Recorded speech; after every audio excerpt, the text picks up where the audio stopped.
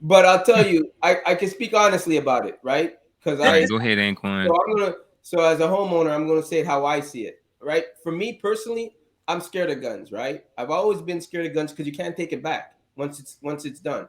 You can't take it back, and I've always heard if you're gonna pull a gun out, you better be able to shoot it, right? That's how I grew up hearing about guns. So my fear doesn't come from necessarily looking at. I think they're beautiful weapons. I love guns. I love looking at them. I love the design. As an artist, I mean, I want to paint them. I seen handle. I went to a gun show just to see how they do the carving on the handles. There's a real art form to a gun. The design, the technique. So for me, I look at it as an art piece, right? You can put. And I mean, I've seen when I went to a gun show. This guy had all his guns spread out on the wall, and I was just in awe with how beautiful they look. But at the end of where the day, hmm? hey, Antoine, tell people where you from and what proximity to guns did you grow up with? I didn't grow up with guns. Okay. I And grew where up, you like I said, my first experience with guns was a gun show, where are you from? Montreal, Okay. right? So talk So to us, this, so what's this gun guy, culture like in Montreal? what's the gun culture like? Yeah, in Montreal. It's not a, I can't speak for all of Canada, but Montreal is not, it's not a problem like that, right? People that have guns don't flaunt them, they don't brag about them. It's just a safety thing. They pull them out. Do they get shot? I'm sure they do. Accidents happen. I'm sure they're shooting and things like that. And you hear about the occasional shooting, but it's not like as prevalent as it is here in the U.S. So Um, what type of interactions do you have with law enforcement as a citizen in Montreal? None, none. I never did anything wrong to have a relationship with them. I never wanted to see them. I never wanted to do anything wrong to bring them in my backyard. Right? Have you ever been in a situation where you had to, like, you wish you had a firearm on you to No, protect no. I never put myself in those positions. Right? I you? Okay. mean, I never put myself in those positions. I knew where I was wanted and when I was not wanted, and Yeah. I was careful of where I went. I Yeah. knew when there was a bunch of people getting together. I knew when to leave the club growing up. I knew not to stay till till everybody was pissed drunk at the end and the lights were just about to come on. I left Never, way before never that. stay till close. Never stayed till close. I mean, I knew that right off the bat. I mean, there was enough bar fights to realize, okay, you know what? At the end of the night, when they're plastered, they're just looking for something, or to hang out outside when they all come out of the club and they're looking like idiots, like a flock of seagulls, just sitting down there looking for something, looking for the last little bit of women they could see that didn't get picked up. Like the fat chubby ones, right? So I knew all about that stuff. So I So stayed. So I stayed away from all that. I left way before that. When the pretty ones left, I left with them. Right? okay, hey, that's a good MO. So That's the truth. All things are true. yeah, all things are true. And I, so, I wanna and I so wanna right, ask. like I said, my friend was into guns. He collected guns. He didn't really necessarily fire them. And in Yeah. Montreal, there's a lot of moose hunting up in Canada and stuff like that. So I said he invited me to a gun show, and I'll never forget it, Bonaventure Hotel. And I walked in there, and I was expecting to see Rambo, like all this army stuff, and it was nothing like what I imagined. It was just gorgeous. I mean, the guys had guns. I mean, it was so professionally done on the counter, and that somebody really knew how to explain it. It wasn't just It was educated people that was using professionals. oh yeah, and it Oh, had okay. like what they shoot at the targets.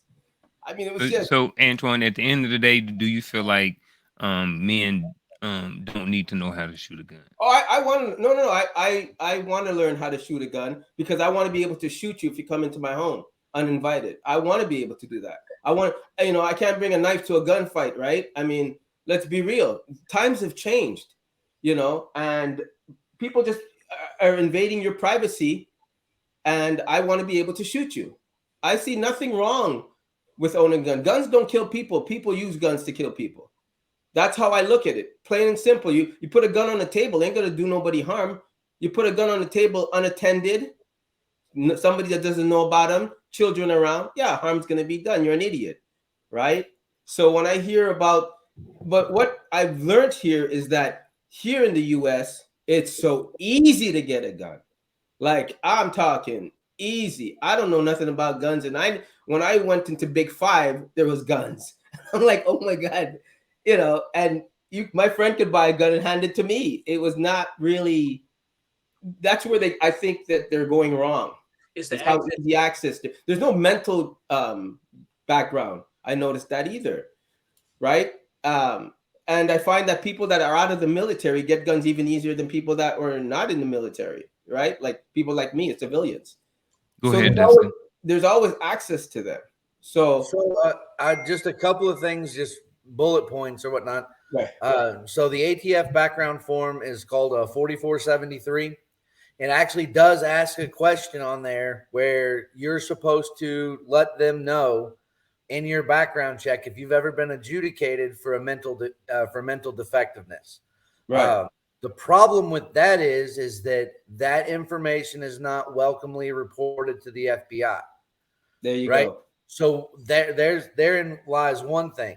The other thing, you talked about your friend who could go in and buy a gun and then just hand it to you. That's actually called a straw purchase, and that's illegal. If we see it, we have to report that, and that will be prosecuted, or that is said that it will be prosecuted. I've never seen anybody prosecuted for that, but Exactly. the gun shop, when you open up a gun store, you take on a certain amount of liability, and I take everything that I do very seriously. So we look for that, and we pride ourselves on stopping those kinds of things. One of the big things, I just actually made a Facebook post about it the other night, challenging other gun dealers to vet your customers. By law, I have the ability to deny somebody a sale if I think there's something sketchy. And I've empowered all of my salespeople to have that same flex. If they say no, I'm going to back them 100% of the time, every time, because there's something that happened. And the profit's not worth the potential for that's later. You know what I'm saying? Whether it's to us or it's to the community at large. And that's one of the things that, that's a hill I'm willing to die on. As a gun dealer, we have a responsibility to the communities that we live in and that we serve, that you have to look for those things. And if you're not looking for them, you're not doing your job. Exactly. And that brings me to my point, because like my friend who collects guns here, he says, "Oh, I'm going to Arizona to buy guns." I'm like, "Why aren't you buying them here?" Because there's a big gun show out there. It's easier to go get them over there and just drive them back in. I'm like, "Really?" It's like, "Yeah." And I'm like, "Just like that?" Yup. So he would go to this gun show over there, get what he needs, and come back over here. And at those gun shows, they're more laxated than anything else. They're not really, by the law. I mean, the way Dustin is speaking is great, but generally speaking, obviously there's a problem in the system that you're great, but the masses is where it fails. I think more people that are like Dustin should come out and speak, instead of the ones that are staying quiet, saying, "Nope, we want our guns. We're going to keep our guns. I'm going to walk around with my gun." I think those get more press than people like Dustin. Sure they do. That sells headlines, and There most you go. wants to sell headlines. For me, if I'm a gun, if you put guns and they restrict guns are only going to become a collectible. Now people are going to want them more, and they're going to move underground. They're not going to be above the ground. People are going to buy and trade underground, right? Like everything else. Yeah. So even if you say you don't want guns around, people are going to go, "Great." It's just going to drive the market up, and everything's going to be done underground. And now they're going to become collector's items, and they're going to be even more mass produced and harder to get and want to get. That's how I think of it. The one thing I'll say on your friend going to Arizona to buy guns, federal law states that if you can buy it in your state, you can buy it in any state, with the exception of handguns. Handguns have to be picked up in your home or record. Right. But I'm an Indiana resident. If I go to Arizona as John Q. Public to a gun show in Arizona, and I want to buy a rifle from a dealer at a gun show, I can, and I can take it with me at that point in time, as long as I pass the federal background check. See, the one thing you mentioned was the military guys actually having it easier. This is really kind of funny, and a lot of people don't believe me. So I was prior military, and I'm now an FFL holder. But when I try to purchase a gun for myself, I typically go into a 3-day delay. Right. So when I can buy guns from distributors and they'll ship them with no background, no check, no nothing. But when I go to purchase a gun from my store for myself and I fill out the federal background form to track that purchase, to track that disposition of that weapon from the store to myself, I typically end up with a 3-day delay. At the very least, a further review, but oftentimes a 3-day delay. But let me ask you, Dustin, as somebody who's experienced with guns and has a shop, do you think the problem is with the background check on getting somebody? Where do you think the problem is then, if people are getting them so easily? Because they are. Let's not fool ourselves. They are. As much as you're saying what you're saying, which is great, and I believe you because you're one of those guys that really hold yourself accountable. But let's face it, it ain't rocket science to get one. Where do you think the problem lies? We see a lot more approvals than denials. The mental health portion needs to be. We need to be reporting mental health issues to the NICS, and way more. Whatever they're doing now is wrong. They need to do the polar opposite of whatever it is that they're doing now, because the mental health stuff isn't showing up. And that's an issue. We actually had somebody wait until after they'd gotten a proceed to tell us that they had once been institutionalized for depression. And at that point in time, I was like, you know what? We're not selling you this gun. I know the FBI said that you can have it. Go to another store, because I'm not going to sell you a gun.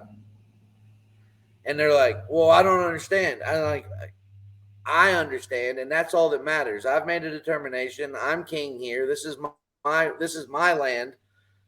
Go, be gone, and it's I hate to be that way with customers, and because there's a whole other incidences that come from that, but the mental health thing is just, but it's just one capacity. It's not a single response correction. There's not one thing that we do to make it all better. That's literally, for lack of terrible expression, that's just the tip of the iceberg. If this guy didn't tell you about his mental illness, would you have known?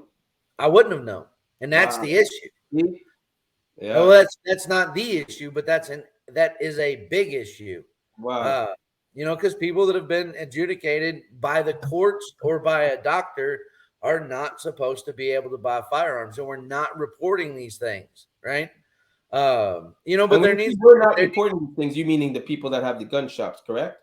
Well, no, the people that are the doctors and the lawyers and the judges, and these things aren't going on to people's records. And by not going on to people's records, it's not showing up in the background checks.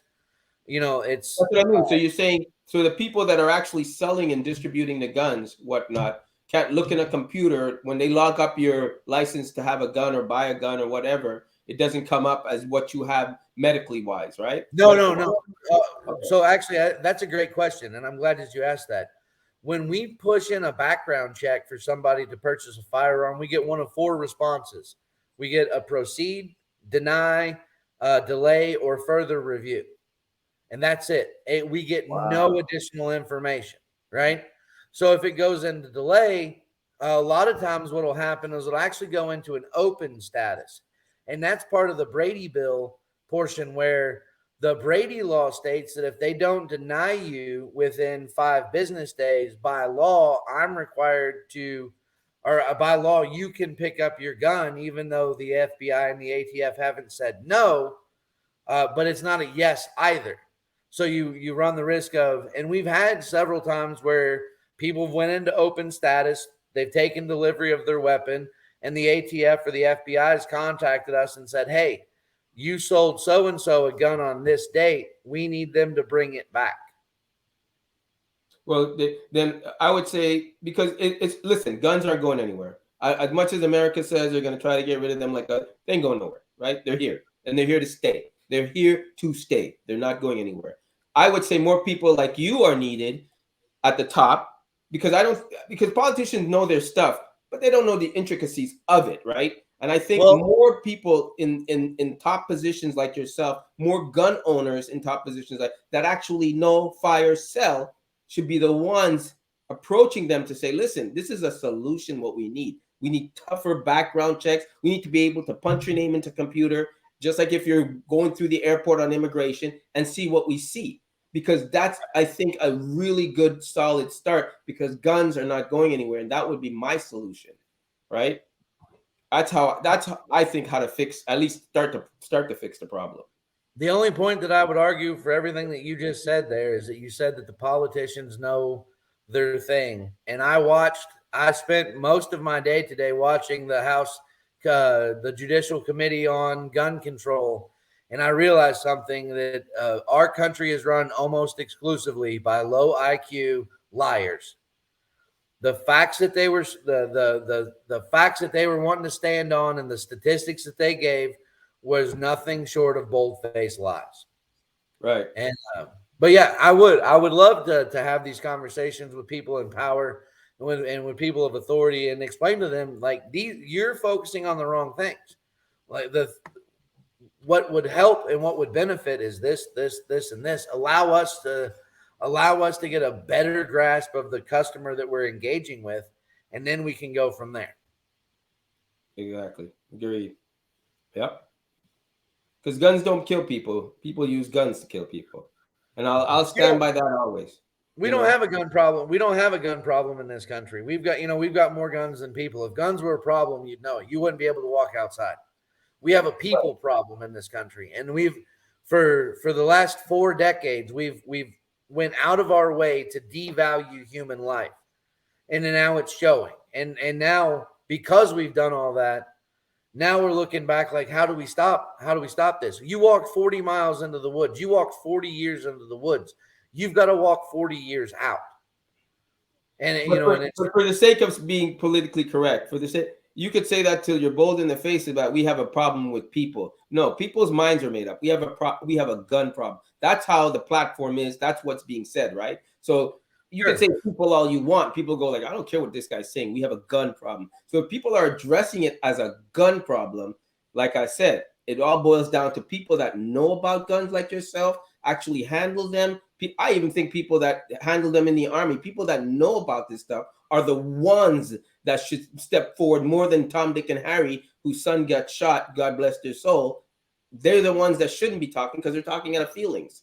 But people like you that could speak up about the guy that actually did the shooting, what gun he actually used, how he managed to probably get it, are the ones that say this is a solution. As for me who sells guns, this is the problem I'm having with people coming to buy guns from me. It's so let's talk about the kid, the Uvalde kid. He legally purchased his firearm. He passed a background check. He was on the FBI's watch list. They were looking at him. They've admitted that they were looking at him. He was on the radar. The same with the kid in Buffalo. He was on the radar. The kid in Buffalo legally purchased his firearm. If that doesn't throw up a red flag, I had a top secret security clearance at one point in time, and I'm currently a federally licensed firearm dealer. I get a 3-day delay whenever I go to pick up my gun, or whenever I go to purchase a gun for myself. We couldn't take and slow these 2 kids down for whatever reason. The FBI, and they went to the FBI to get that background check and to get that approval. So the FBI is investigating them, and then another branch of the FBI gets a request for this guy to purchase a firearm, and there's no flags thrown up. I'm at a loss for words. I don't know. Is it on purpose? Like, is that? I don't know. But the background check system is a great system. It needs to be tweaked. It needs to be fixed. It's not all inclusive in the way that it needs to be. And if you're actively under investigation or at least on the radar, there should be something to stop you from purchasing a firearm. Or there should at least, put them into a delay. Put them into a different delay category. It's make it, you had a single scope background check. We're going to further review you. So it'll be a 3-day delay. You've actually been arrested for some shit. So we're going to put you in a 30-day delay until we find out what actually went down. Slow it down. It's totally agree. Man, that was a lot being said right there. That's a lot to unpack. But at the same time, let's bring it all the way back to the original question. How do y'all feel about, do you feel like this is a skill that men need to that all men need to have? Modern time, yeah. You say yeah? Yep. Shooting a gun, playing the drums, they're perishable skills, right?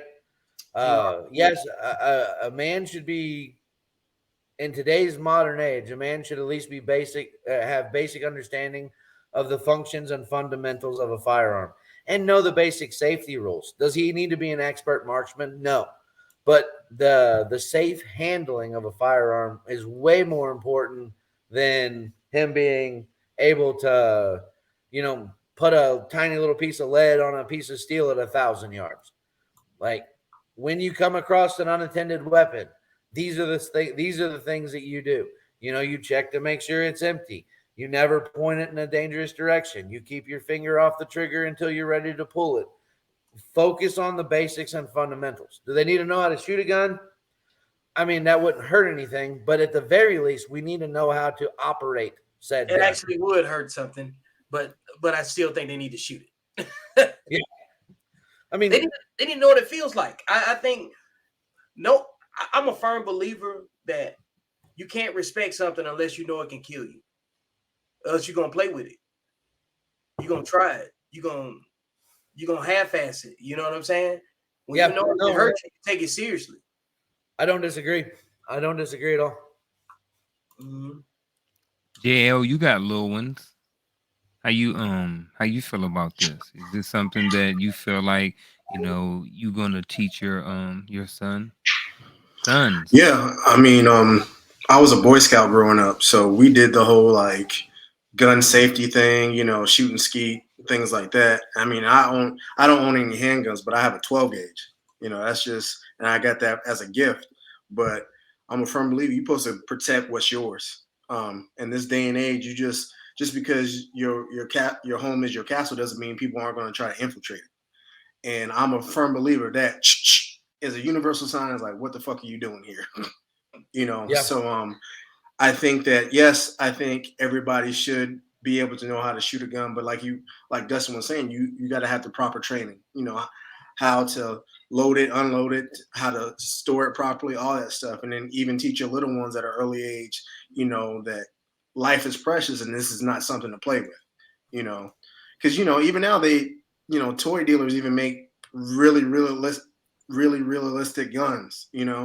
And we've seen it before. Like, cops have pulled up on kids playing with the little guns, the airsoft guns in parks and shot and killed them. So it's about knowledge. Knowledge is power. But yeah, I think men should know how to shoot, but at the same time, you have a duty as a gun owner to guard it, to let the family know what's going on, and to make sure that the public is safe while keeping your family safe. And let me throw one more thing in there because JL touched on it. Let me tell you, man, I've been playing this game, Fall of Man. I've been shooting some sniper shit, and I'm like, God damn, I want to try this for real. Those games today, when you have to lock and load and you put the magazine in and you walk down I'm all excited. And I'm like, whoa, these things are so real today, right? It is encouraging me. No joke. I swear it is encouraging me to go and try this sniper stuff. And go. You've never shot a gun, Antoine? No, never did. And go and try this. This Keanu Reeves and bow and see the guy pop up. And I would like to know how fast I can do it, how fast you really can load. I mean, I'm not joking. I'm with JL. Those games today are getting me all fired up. I'm sorry. Have y'all this right here goes out to the military folks that have deployed. Do y'all remember that one video when they had, I think it was an Afghani guy. He shot that gun. It about fell on the ground, about broke his shoulder off. Oh, I find it real quick. I know. Yeah. I think it was an Iraqi guy. Like, Afghani is actually currency. You know what I'm saying? They consider I apologize. Yeah. I don't want you to get caught up in no nonsense. You know what I'm saying? Yeah. Take care of me. I'm finding the video right now. I'm finding it, man. And why he finding that, Coach? What are your thoughts? You feel like this is a skill that the young men need to have, or any man need to have? Yep. Listen, man. Yep. I'm just gonna get words. Listen, man. 1,000 a day. just being honest, man. I can appreciate, all of the many comments that was actually said. Dustin, I definitely appreciate everything you brought to the table, brother, because you're spot on. I believe wholeheartedly. I don't know what just happened. I believe Vic. I believe. Put that on the video. I believe wholeheartedly that not just men, I think everybody needs to at least experience firing a weapon. Just being honest. I think the experience would give you, like Vic said, give you a respect for it. But I also believe, going back to what Dustin said, that we need to look at our processes. I think we do very well with teaching people how to drive cars.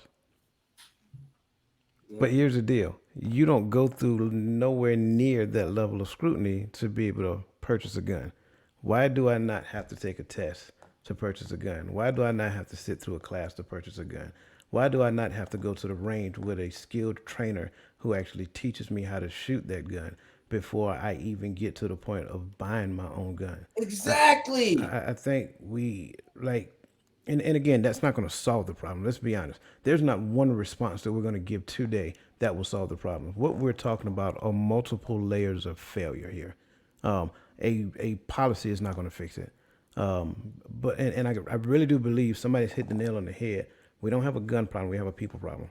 We don't have respect for people. And Antoine, you brought up a very good point that I want to touch on.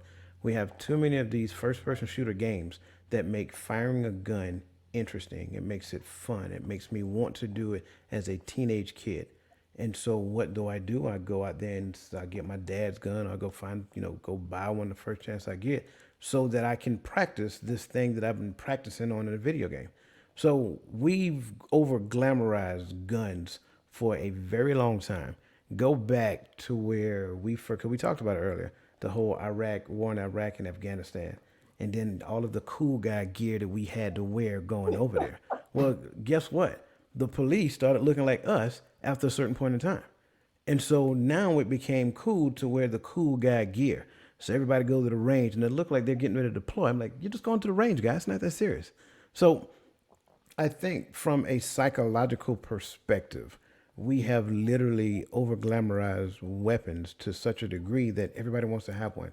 They have no rhyme or reason. They probably don't even go to the range, probably have no desire to go to the range, but they just want to have it. And then to do what with it? So I honestly believe that we need to go back and take a look at something.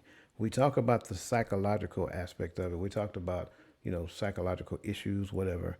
That's a whole other can of worms that is going to encounter some issues. Dustin, I agree with you. It has to be a way to where these two systems communicate. But now you start talking HIPAA violations, brother. You start talking about all these other things that they're not going to touch. Because when you start revealing another person's psychological issues, you can't even ask that at work, let alone, you know what I'm saying? So I'm just putting these on the table because the reality of the problem is, I agree, there's a problem that we have systemically. I don't believe it's just United States. I think it's worldwide. We probably got a larger problem here in the United States simply because we see it every day. However, there is definitely a problem that it has to take some people to sit down and work it through and figure out what processes need to be changed. And then once we start exercising the critical thinking that needs to happen, then we can start thinking creatively in those processes so that we can start doing things better. But everybody needs to know how to shoot a gun. Justin, Coach, do you need a different license for a different gun, like a truck driver to a car? Because if I have let's say a gun license, can I go and buy I don't know, an M16 gun? Let me hit on this real quick, if you guys don't mind, Coach. Three things. We've been writing gun law since 1934, and more gun laws aren't going to fix anything. The second point, and Coleon Noor actually went on this. I'm a big fan of his. Coleon Noor went on this rampage today when he I like Coleon Noor.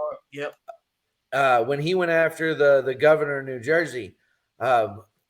Societally, we've agreed that driving is a privilege, right? Driving is something that is not a right. It's not guaranteed. You have to go through things. And what you're doing is you're taking in many cases, you're taking a 2,000-pound missile and you're mixing it up with average everyday Americans every day, anytime that you're on the road. So there's a scope and a question to that. The firearm thing, that's the Second Amendment. That's a right that was written into our Bill of Rights by a bunch of guys who just got done fighting a tyrannical government with their guns. They're, so when we sit down after a big fight, like, whoa, that was fucking wild. Like George Washington just shot that dude in the face. Oh yeah, he did. Hey, we should put that on paper that he can shoot that dude in the face the next time a tyrannical government tries to push us around and take our rights away and enslave us. Yeah, that's a great idea. Let's put that on paper. So I do highly encourage people to take training with their firearms if they intend to use them on a regular basis. If you're going to tuck it in your nightstand and everything like that, a class or two, you're only going to pull it out when you're drunk and showing your buddies, or when you hear that weird pop in the house, because you bought a place that was built in the 1960s and it makes weird noises and you get to go running around in your underwear with a flashlight once a week. Those guys need training as well, but by and large, you're not the guys that are buying guns, or the people that are buying guns, women, children, women, adults, and young adults and old adults. They're not taking them out and shooting them up their street or down their road and everything that they do. A lot of times, society, when the average American buys a gun, society will never see it again. It goes into their home, it goes into their stuff, and now it's their children's responsibility to dispose of it whenever they pass away. Exceptions being avid gun collectors like myself. Emma's going to have, or my daughter's going to have a long road ahead of her if anything ever happens to me when she has to go sell all the guns that I've collected. But yeah, so just those few things. The last point, the mental stuff. We've already agreed as a society that certain mental illnesses preclude you from owning a firearm, right?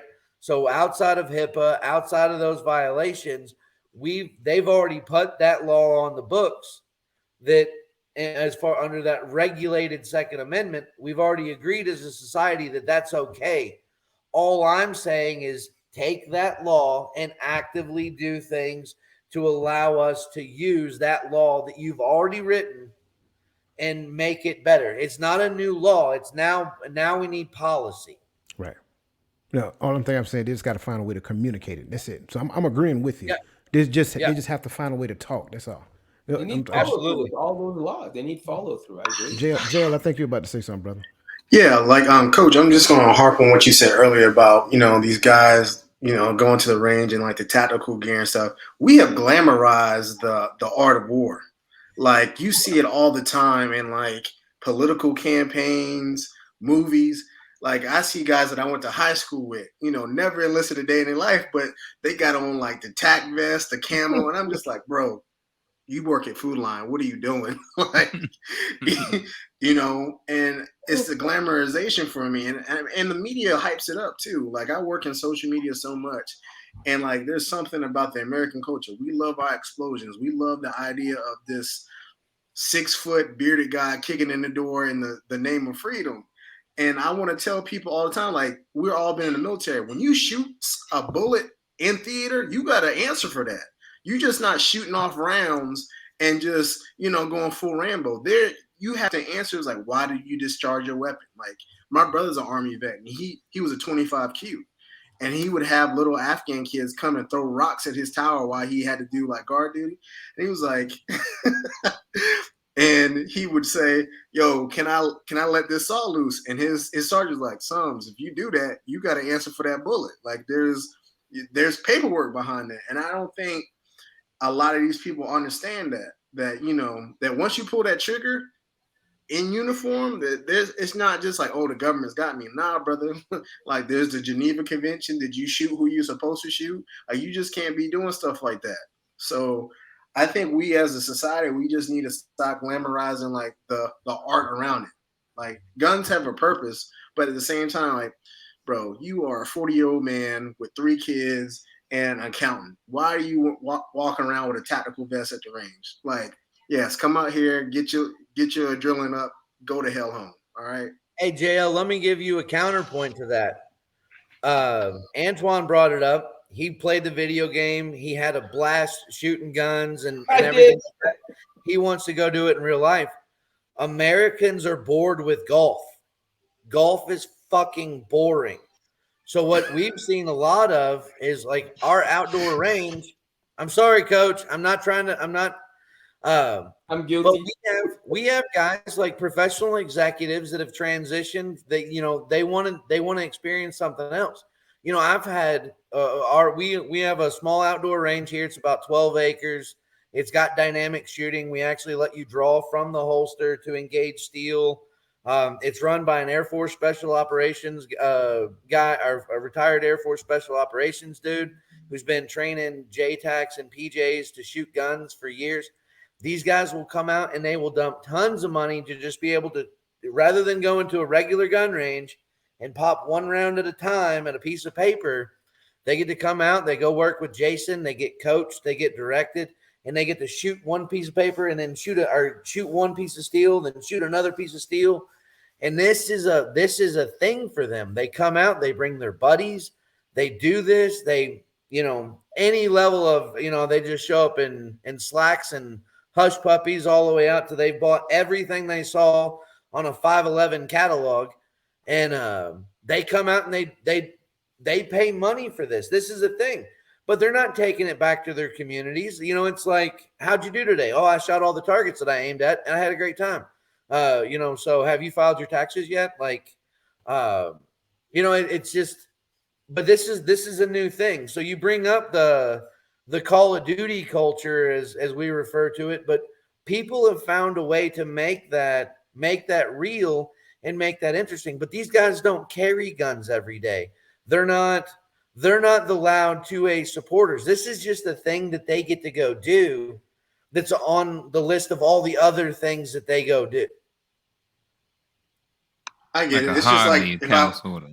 yeah, it's kind of like if we go play basketball or something like that. The guys out there with the sleeves and the knees, and it was like, bro, you didn't even make it past JV. Yeah, I got you. I see where you're coming from.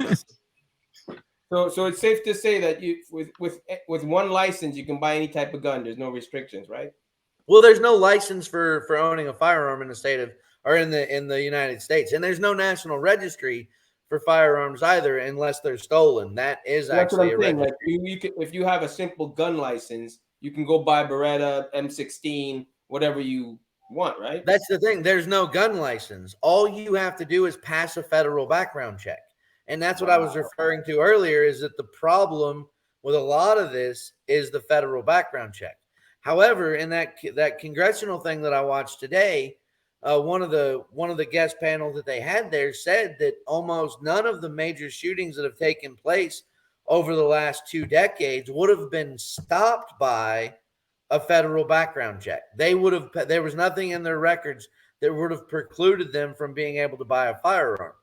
The two big ones, Newtown and Uvalde, the Newtown kid shot his mother while she was sleeping and then stole guns from her. And then the Uvalde guy legally purchased a firearm and then shot his grandmother in the face and headed out to go commit mass murder. So you look at those two. There was nothing you could have done to stop them by federal law. They were going to do it. And if they didn't have guns, they would have just waited in large vehicles until all these children were walking to the bus and mowed them down with a car, or God knows what else. It's absolutely horrifying that there are people that walk amongst us that think in such a manner that this is something that I have to do.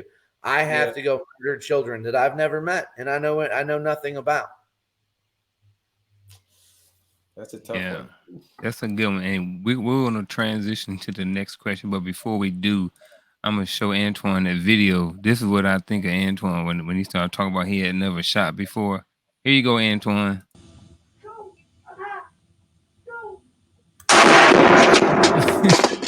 Hey, don't let that be you, Antoine. Willie Bob. Don't let that be you, Antoine. When you go and shoot for the first time, I want you to video it because I want to see it. Don't let that be you. I'm gonna edit that out. That ain't gonna be. Like I said, I'm gonna edit that out, Antoine. If you ever want to shoot guns, come to Louisville, come see me, and I'll make sure it's an enjoyable experience. Yeah, I like my friend was telling me, like, people can go to gun, they're all lined up, but there's nothing stopping somebody from turning and shooting you. Like there's just nothing in. And I'm thinking, suppose that guy's psycho and he had a bad day at home. I mean, or he woke up on the wrong side of the bed and he could just turn and shoot me. There's no bulletproof thing on the side of me. But at the same time, Antoine, everybody else got a gun too. He don't want that smoke. Well, That's how- how I was like, So that's how why Chris I said, Kyle died. huh? That's how Chris Kyle died, the Navy SEAL sniper. Yeah, He like took- that's he another, took yeah. another guy to a gun range, and after he loaded up the weapon and showed the guy what to do, he turned around and shot him. See? Yeah. Okay. I'm Dang. gonna take you up on that, Dustin. Well, you know what? Let's Come see I- me, I wanna man. We'll have a great time. Don't start off with a shotgun. Oh no! I'm gonna make sure he gives me the baby one, the little tiny one that in the westerns when they pull it out of their sleeves and something like that. I like that. I want to try something like that. He want the little cute Doc Holliday gun. I see that. Look at Antoine glorifying guns. What? I'm just saying. I mean, Flying out his hand like that shit normal. You see you what ever I'm see the saying? clip in the deck? Hey, look, Honestly. look, y'all done discussed a lot of the problems, and I want to move on through the questions because I'm gonna come back and address everything on the solution because all right. like this is kind of in my wheelhouse. Can I lead off on the school? Can I lead off hey, on the look, staff? you the guest, Yeah. bro. You get to lead off. You the guest. Yeah, absolutely. Go ahead. Okay. I think this is an absolutely horrific idea. We pay teachers terrible fees at this point in time for services rendered, which that brings me into a whole nother thing and completely away from the guns that we need to discuss. These are the people we trust to educate our children, to bring them, up to the level of high functioning adults in society. Yet we pay them less than what maybe a highly skilled short order cook makes at a chain restaurant. That is an absolute problem. So then to turn around and say, hey, on top of the money that we're not paying you, we also need you to go get proficient with a firearm and protect our children while they're in the school. No, I think that is a terrible idea. What we need to do is provide these teachers with the resources necessary and the personnel necessary to protect them while they're conducting their job. On the off chance, on the slightest off chance that we may run into another situation similar to this. Teachers, it's not their responsibility to both educate and physically protect our children. We should provide our children with an added layer of security, whether it's indoors or outdoors, on premises and visible, or on premises and invisible. We need, put a veteran with an AR-15 out in the parking lot and give him a fucking red buzzer. If somebody hits that red buzzer, that motherfucker runs to the school to go looking for whatever it is that he needs to be looking for.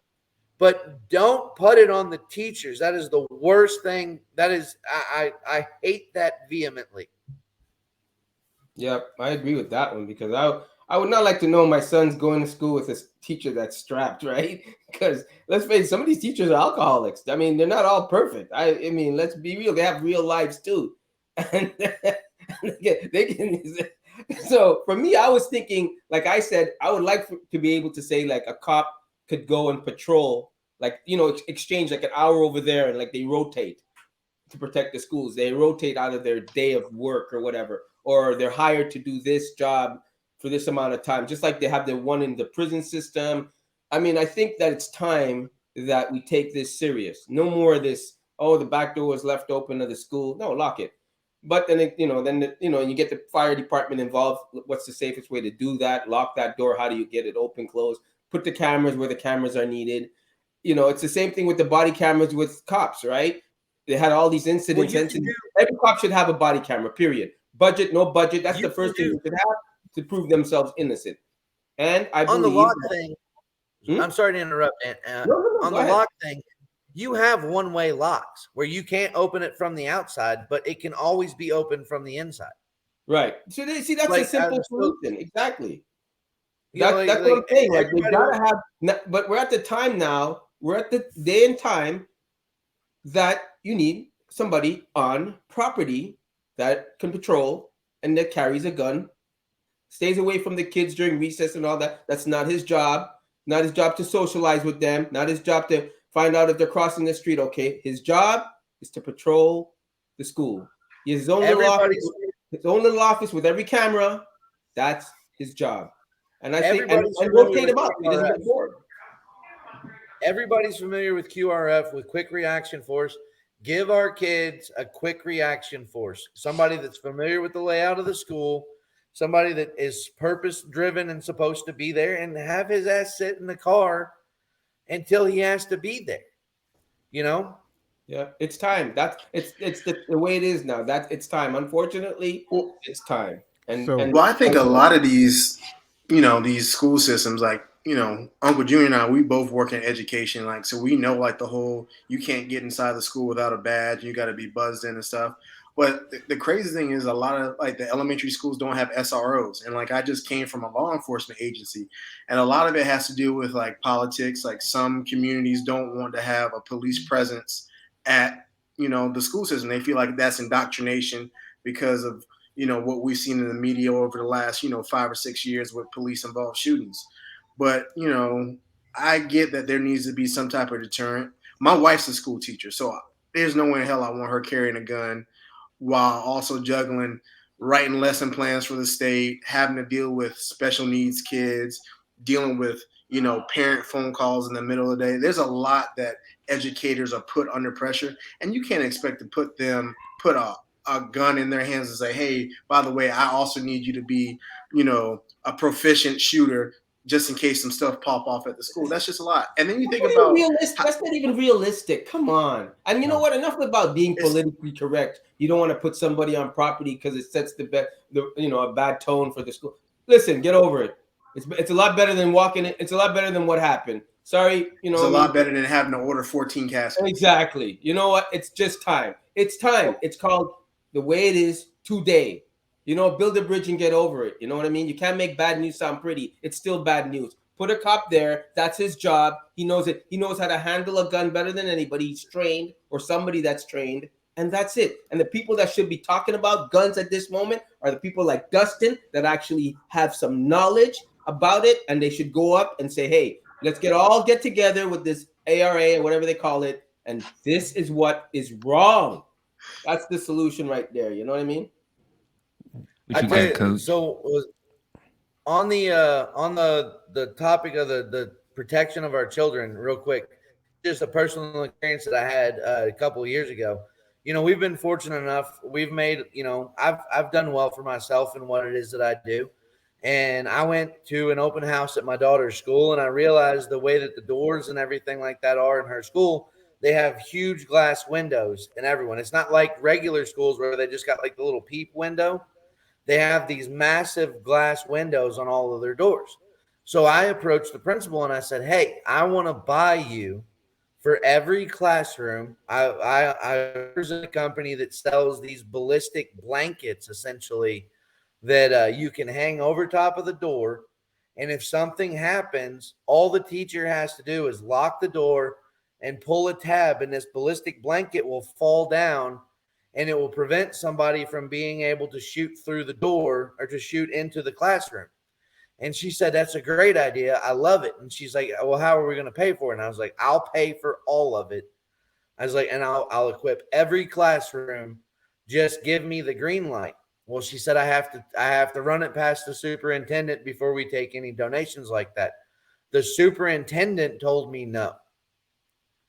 They wouldn't take my money to buy these ballistic blankets to put into every classroom in this school. And there was like 110 classrooms in there. I mean, this was going to be a significant expenditure. And they told me no. They said, no, we don't want that. We don't want that in this school. We don't want this in any school in this school district. I'll leave it unnamed, and in case this stuff goes public. But I was told no, that I couldn't donate that. Wow. Look at that, man. So what you're saying is part of the problem is the system itself that's giving pushback, that even parents who want to help and support are not even always allowed to protect their children while they're in school. Wow. Yeah. Hey Dustin, is there a channel is there a channel on like YouTube? I don't know. This is not my area. Like that talks like you, how to bring change about in the government with, I mean, not random people. I'm talking people like yourself. Is there a channel on YouTube that you can go to and people are having this discussion about how to make guns safe or what needs to be done? I haven't seen it if it exists. Okay. All right. Does your channel do that or no? We've recently started, so we're in our infancy on it, but yeah, that is something that I'm looking to work and develop as time goes on and as I get deeper into this industry. Like a go-to place. That would be great because I would go to it, right? Because I'm always curious to hear what people that own guns, love guns, talk about when shit like this happens, right? And there's nothing I mean besides what I hear on the news. Yeah. Because there is a gun community, right? Huge. Okay. By and large, most of them remain silent. And it's due to, it's due to any number of things, any number of factors. But by and large, the biggest portion of the gun community kind of remains silent. Why? I don't know. I don't have a good answer for it. Best guess. I can speculate. Speculate. Whether it's fear of scrutiny from the left, fear of cancel culture, fear of, being misunderstood and labeled a racist, a misogynist, a terrorist. They're actively right now. They're the government by and large wants to do away with guns, and you get into a slippery slope, as it would be, where people are legitimately afraid of the fact that over the course of the 20th century, governments that have disarmed their population have accounted for somewhere in the neighborhood north of 60 million deaths. And they want to be quiet about it. Like the pro 2A guys want to be quiet about it. They want to, I'm gonna stay here, but this is the hill that I'm gonna die on. I'm not gonna be escorted off and executed in a camp. You've got to kill me in my driveway as I'm taking as many of you with me as I can. And it's a reality. I mean, if you look back, you look back through history, like prolifically, Germany disarmed their population. 2 years later, they ended up killing somewhere north of about 12 million people. You look at they wanted to get rid of marijuana at one point. How'd that work out for the government? Now they're joining in. I mean, they outlawed. They get a good piece of the pie, right? Fentanyl is illegal. You're not allowed to have fentanyl, and they got posters in subway stations in New York City telling you not to be bashful about the drugs that you're using. Do drugs with friends so that if something bad happens to you, it's they outlawed prostitution, and then if you go to Las Vegas, it's cool. They outlawed. Look at prohibition. How well did prohibition work? Other than creating, crime families that lasted the better part of a century. It's just I could talk for days, and I'm sorry. I know you guys all have things to say too, and I don't want to hog the floor. You good, man. You the guest. That's why you on here. You the guest. This is perfect. You know what I'm saying? Because you get to speak from your expertise. You get to speak from your reality. And I'm letting everybody else get their realities out because I'm gonna tell you what's really real when it comes down to it. You know what I'm saying? Because I can't wait to hear it. I'm really looking forward to it. Hey, I'm over here baking, man. I got my contractor hat on. Go ahead, let's do it. Wait, real quick before Vic cook. We're gonna need a break before I talk. All right, well, cool. I'll go then. Yeah, go ahead. This is just to go back to the guns for staff. I know it seems like everybody on here is against having guns in the school. Is there anybody who thinks otherwise? I think teachers having guns is delusional. I just wanted to go ahead and say that. All I got is a short answer on that because I've written so much about this topic and how it impacts us from a different perspective. So short answer is bullshit. It's delusional and it's asinine. That's like asking. That's like going to a restaurant and expecting the server to fix your food and your drinks, and expecting, you know what I'm saying, a quality product. So we talking about division of labor. Somebody specializes in something, which is go get the QRF. You know what I'm saying, and create a QRF. You know, like I agree with that with Dustin, because that's just the nature of what we are. I want to run through these questions real quick. Do men need to know how to shoot a gun? You goddamn right, they're supposed to. You know what I'm saying? No different than changing the tire. A man needs to know everything that it takes to protect who he's responsible for at any given moment in time. Not because it's implied that you protect yourself, right? But you got to be able to protect people that's also in your keep. You know, let's see, how do you protect your child or a family that goes to school? Training. You know what I'm saying? You cannot rely on anybody else to save you. We've seen that countless times. You know what I'm saying? And as men that have served, nobody's coming to fucking save you. You remember when in 2017 that tactical unit in Niger got overran, mowed down. Trump took a whole bunch of flack on it. It was a lot of, you know what I'm saying, back and forth about it. The body wasn't discovered. I can go back and find the article, but I remember that moment. You know what I'm saying? And even in a resource capacity, but on a foreign land and not knowing the territory the same way that the indigenous population does, you're going to get mowed down. You know what I'm saying? Because once they decide that they're going to accomplish an objective, they're already 10 steps ahead of you. They count on where you're going to come out. You know what I'm saying? They count on where you're going to squirt. You know what I'm saying? And when I say that, that is a tactical term and nothing else. Because like you force people to move to a location where you really want to put them in a kill zone. Okay. Mm-hmm. So, and Dustin, you agree with me, right? So, let me see. What's the next question? You already said delusional. Those my three answers. I want Garfield.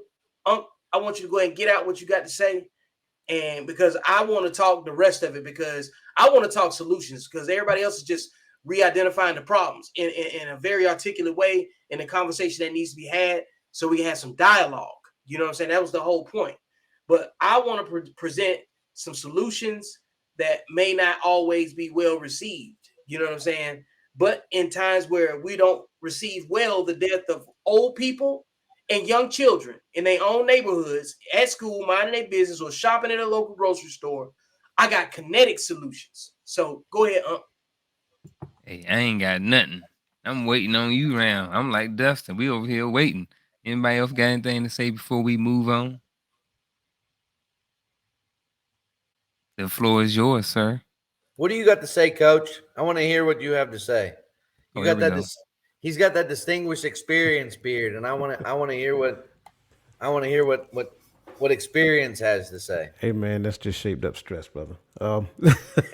Hey, beards have code. There you go. No, I mean, notice only one person up here don't have a beard. That's you, Antoine. Talking about who's that? I definitely agree with the whole teachers and teachers having guns at school, man. I mean, that's just it just doesn't make sense. Besides, my ex-wife a teacher, don't give her a gun. And so my ex-wife too. I got to make a joke, man. But I think that's a running theme. I know a lot of guys got ex-wives that are teachers. There you go. Everybody up here's got an ex-wife, except for.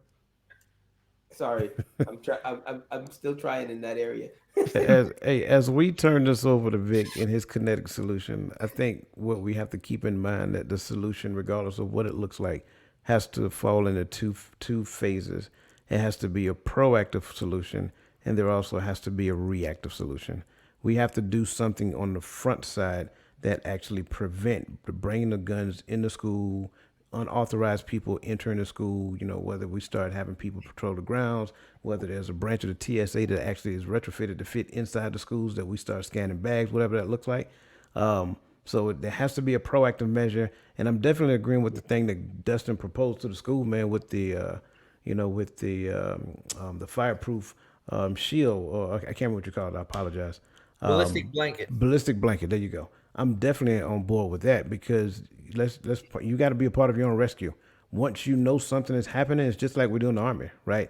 When we start going through the active shooter drills, there's things that we're already trained and conditioned to do. And I think for the most part with inside the school system, whenever you understand that this is happening, there has to be something that they do as well. So that would be on the reactive side. But if we're not doing something from a state and local government perspective that actually empowers those schools from a proactive side of the house, then we're already behind the power curve and we have to react. All right, Vic, I'm done, sir. The floor is yours. Man, you guys want to get some water? Go pee? Because I'm finna talk. Be right back. Yeah, y'all take a break. Go pee. I'm serious. I'm good. Yeah, oh, I know you are. Well, I'm gonna go ahead and just walk in real quick. You guys, I sent a few links over. You saw what I said solution? Click that. Antoine, I'd like for you to read it. I need you to unmute first. It says I have to log into Facebook. Oh my goodness. Okay. Sorry. That's what it says. Who's already logged into Facebook? Antoine, go ahead and mute yourself. You out of there. Damn. Yeah. JL, what you got, bro? You want me to read it out loud? I want you to read it out loud. All right. Mass shooting, media extravaganza, thoughts and prayers, social media gun debates. No one actually does anything. Back to normal. That's the cycle. Okay. What's the caption that's at the top that I wrote? Feds need to declare a war on mass shooters just like they declare a war on drugs. Pursue these gun nuts like the government pursued Osama. Okay. Anybody want to disagree with that? It doesn't matter because, like, here's the thing. We're talking about kinetic solutions, right? All right. So the point being is that at this stage, do you guys realize that we have generations of mass shooters and shooter survivors? Do you understand how crazy that sounds? I listened to basically a podcast or an interview the other day on NPR, and it was talking about the survivors of the Columbine shooting. You know what I'm saying? And nobody had enough data on how to cope with things. So a lot of those survivors had to figure out their own individual coping mechanisms, right? And the whole time I'm listening to this, like, it's interesting, but it's infuriating because we've gotten so many of these incidents now that we have generations of school shootings, school shooters, mass shooters, survivors, and nobody bats an eye. You know what I'm saying? So let's see here. One thing I know I'm realistic about is that you'll never see a war on mass shooters, but you can go to jail for weed and defending yourself. Okay. Now, all of the realities that I'm speaking on are coming from a black man's perspective in America. This, like, I want this to be stated. All things are true on this platform. Nobody's trying to take nobody's individual responsibility or experience away. Okay. So I don't say things I say to disagree. I've worked, and so for people that's listening, I'm a former intelligence contractor. I've worked in the U.S. Army as a green suiter, and I worked as a private contractor in intelligence and targeting for 4 years in Afghanistan. You know what I'm saying? So I kind of know what I'm talking about because I've been in it. Okay. I got some talking points about Uvalde, and I also have some counterpoints that we need to consider, because this isn't about a lack of capacity. This is about a lack of will, okay, on behalf of our government, okay? Another topic got brought up that says, so the feds dedicated more resources to locking up YSL, which is Young Thug's gang, and his label, than they did to protect people from mass shooters, okay? Put a pin in that because I'm going to explain that. The feds dedicated more resources to locking up a rap label than they did to protect people from mass shooters. I want you to keep that in mind. All right. Let's see here.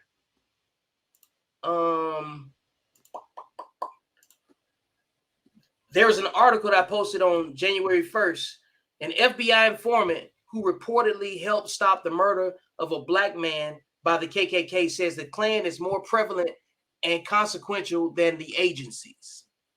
Okay, that's from AtlantaBlackStar.com. I'll post the article in the chat. I want you guys to don't be don't be alarmed by the context, by the headline. You know what I'm saying? We got to get past headlines because it's about narratives, right?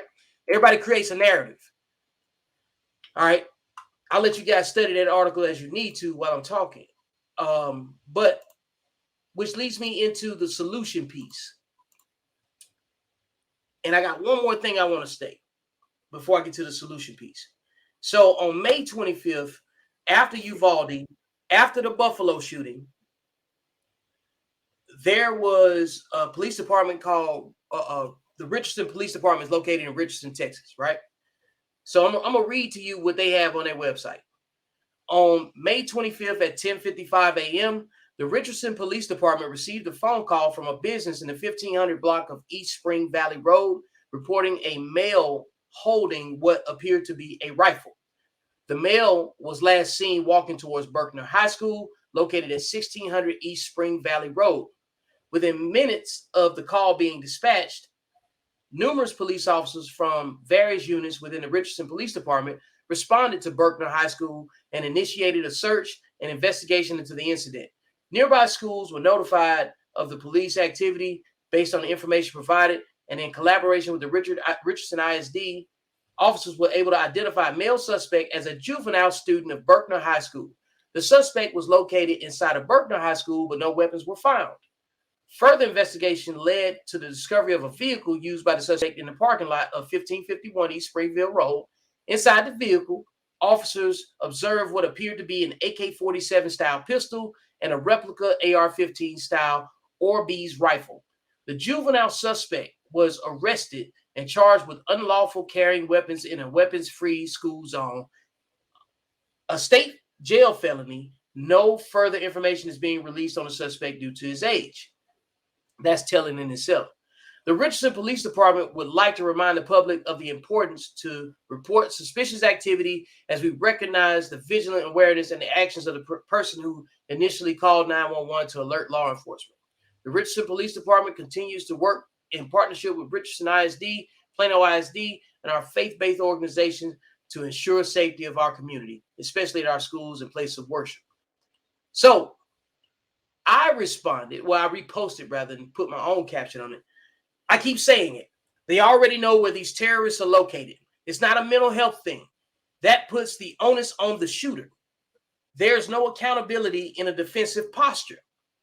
If you go on the offensive, it makes you use the taxpayer resources to secure the environment with law enforcement. There was a war on drugs. Why can't there be a war on mass shooters? Invade their homes like they've done crack houses since the 80s. Just target the meth heads and the fentanyl, and you'll find all of the Alabama disasters that you're looking for, okay? Because, which leads me to my larger point. The people that conduct these shootings fit an algorithm, okay? Like we give algorithms all the respect, all the props, right? And we measure frequencies, we measure, you know what I'm saying, continuity, we measure the way people purchase things off of algorithms, right? We need an algorithm on mass shooters. And I'm saying that it needs to be known that it's public. You know what I'm saying? Because look, the US government knows where all these killers are. Let's just go ahead and let's just be real about it. You know what I'm saying? If we can go to a foreign country and target people that have targeted the United States in their own backyards, you don't think we can find terrorists in our own backyard within our boundaries? You know? So, and to give you a point, a case in point, an example of that, there's a book that was called Agent Storm, and it was about this guy that was a triple agent. He was a Dane Pet informant. He worked for MI6, MI5, and the CIA. He was charged with, he got enlisted pretty much, or contracted rather, to go find this guy called Anwar al-Awlaki. And in the intel world, we called him AAA. He was the number 2 behind Osama bin Laden. Okay, when Osama bin Laden got killed in like May of 2011, we were already hunting number 2. Number 2, Anwar al-Awlaki was a Yemeni-born citizen that was the firstborn American to Yemeni parents that were living in Colorado, right, at the time. He was all on YouTube, just like any other YouTube personality that you will follow. and he was doing his thing. You know what I'm saying? He was inspiring people to join the cause, because the most dangerous person after number one is who's going to be number two. Well, we got 3-letter agencies that already know who these people are. You know what I'm saying?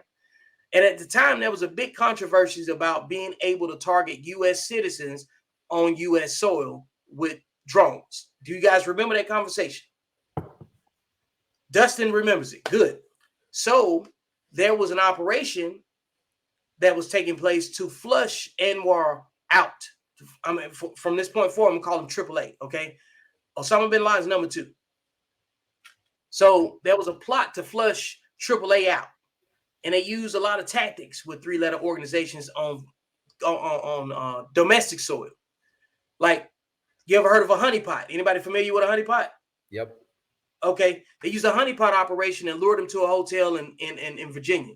And if you ever been to Virginia, ain't nothing but spies there. You know what I'm saying? It's a whole lot of people that do things. So AAA was being monitored, and he requested the company of a blonde Australian woman. You know what I'm saying? So they used that connection to get him to a hotel. And when he came to the hotel, it was like a To Catch a Predator scene. And the compromise was get off of U.S. soil. So he left U.S. soil and went to Yemen to go back to the madrasa, which he was teaching hardline extremist, you know what I'm saying, rhetoric. That's the green light. When he goes on foreign soil, guess what we could do? We could blow his ass up without having to deal with the bureaucracy in the United States, right? So Agent Storm goes and gets into his madrasa, gets close to him, because he's supposed to put a tracking device in proximity where they can kill him. Ultimately, they find him. SEAL Team 6 kills him, or SEAL Team whatever kills him. I can't remember which one. I think it was 6. They had the green light, but they didn't kill him. And Agent Storm gets burned by the CIA, so he has to go write a book, which is where I got this information from. And he has to write a book basically to protect himself in plain sight. And there's plenty of YouTube footage about what he's describing too. Is a white dude with red hair from the Netherlands. You know what I'm saying? So looked like a Viking with bald head, and he lived in West Britain. So West Britain is the extremist side, you know what I'm saying, versus culture. So what I'm saying is that ultimately, if you want to get rid of a real threat, you got to go kill it. At some point, you got to get on the offensive. Waiting has done nothing but get people shot. An active war is taking place in our country in 2 separate incidents in the month of May. A bunch of old people getting shot in Buffalo, and a bunch of kids getting shot in Uvalde, outside of San Antonio, should make everybody with guns want to go find the niggas with guns that got the problem. You know what I'm saying? And that's just really what it is. So when we boil down to, okay, now that we all upset and now we want to do something, and now we got to do something kinetic, what do we want to do? What do we want to accomplish, and what does it look like, and who we gonna offend? None of that shit matters. We got to go get rid of the threat, because we got children out here that have to go to school underneath all of this, you know what I'm saying, this extra stuff, you know what I'm saying, that's not conducive to them learning what they're supposed to learn, right? So there's a lot of things that precipitated these events.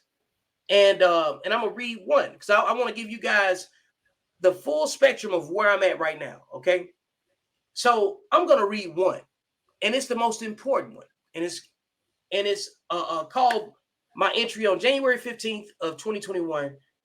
Capital Down: Rise of the Pseudo Patriot. So I'm gonna read this. Imagine being on this side of history when kids open up their history books 20 years from now. This is a result of a lack of social accountability and false oppression. Over the last 12 to 15 years, I remember when people say that the country was overrun or they're coming for our guns. The same people that use these fear-mongering phrases as a political rally cry, turns out that they were really projecting their moral insecurities. They were projecting because of a deep-seated motivation to really attack the government and initiate a coup of sorts. Hell, they even got the NRA involved, created the Tea Party, attacked athletes instead of elected officials, and refused to use the same energy to stop unnecessary right-wing violence. Fast forward to 2021. Look at these pictures. The guns apparently haven't been taken. The Tea Party nor the NRA is nowhere in sight. The unseasoned pseudo-patriots in America are now behaving like the very people that they allegedly feared. The truth is that they wanted this to happen so they can have a reason to use guns that they swore the government was trying to take for the last 15 years. The irony. Dear unseasoned community, this is why I said that this was a non-black problem for the last 6 years. And now, when I wrote that, it was in response to people saying, what about Chicago? You ain't never seen black people go overrun the Capitol. Okay, now, you ain't never seen that. Every time you seen black people gathered at the Capitol, it was a speech being given. Okay? Let me read something else. Second Amendment radicals should go use their weapons to defend children at school.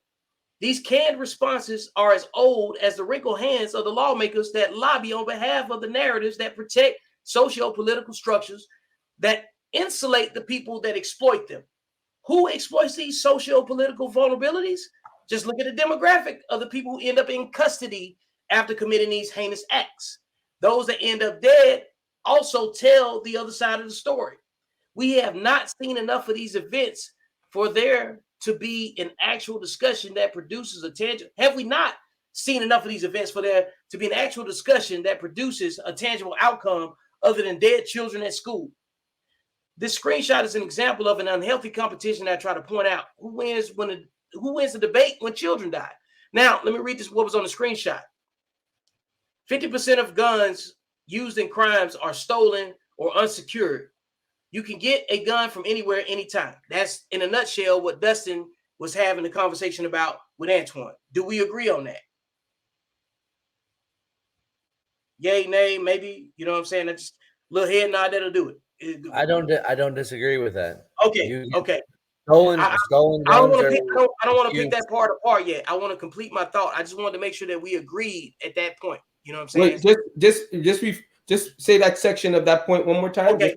The section of the point is this: 50% of all guns used in crimes are stolen or unsecured. You can get a gun from anywhere, anytime.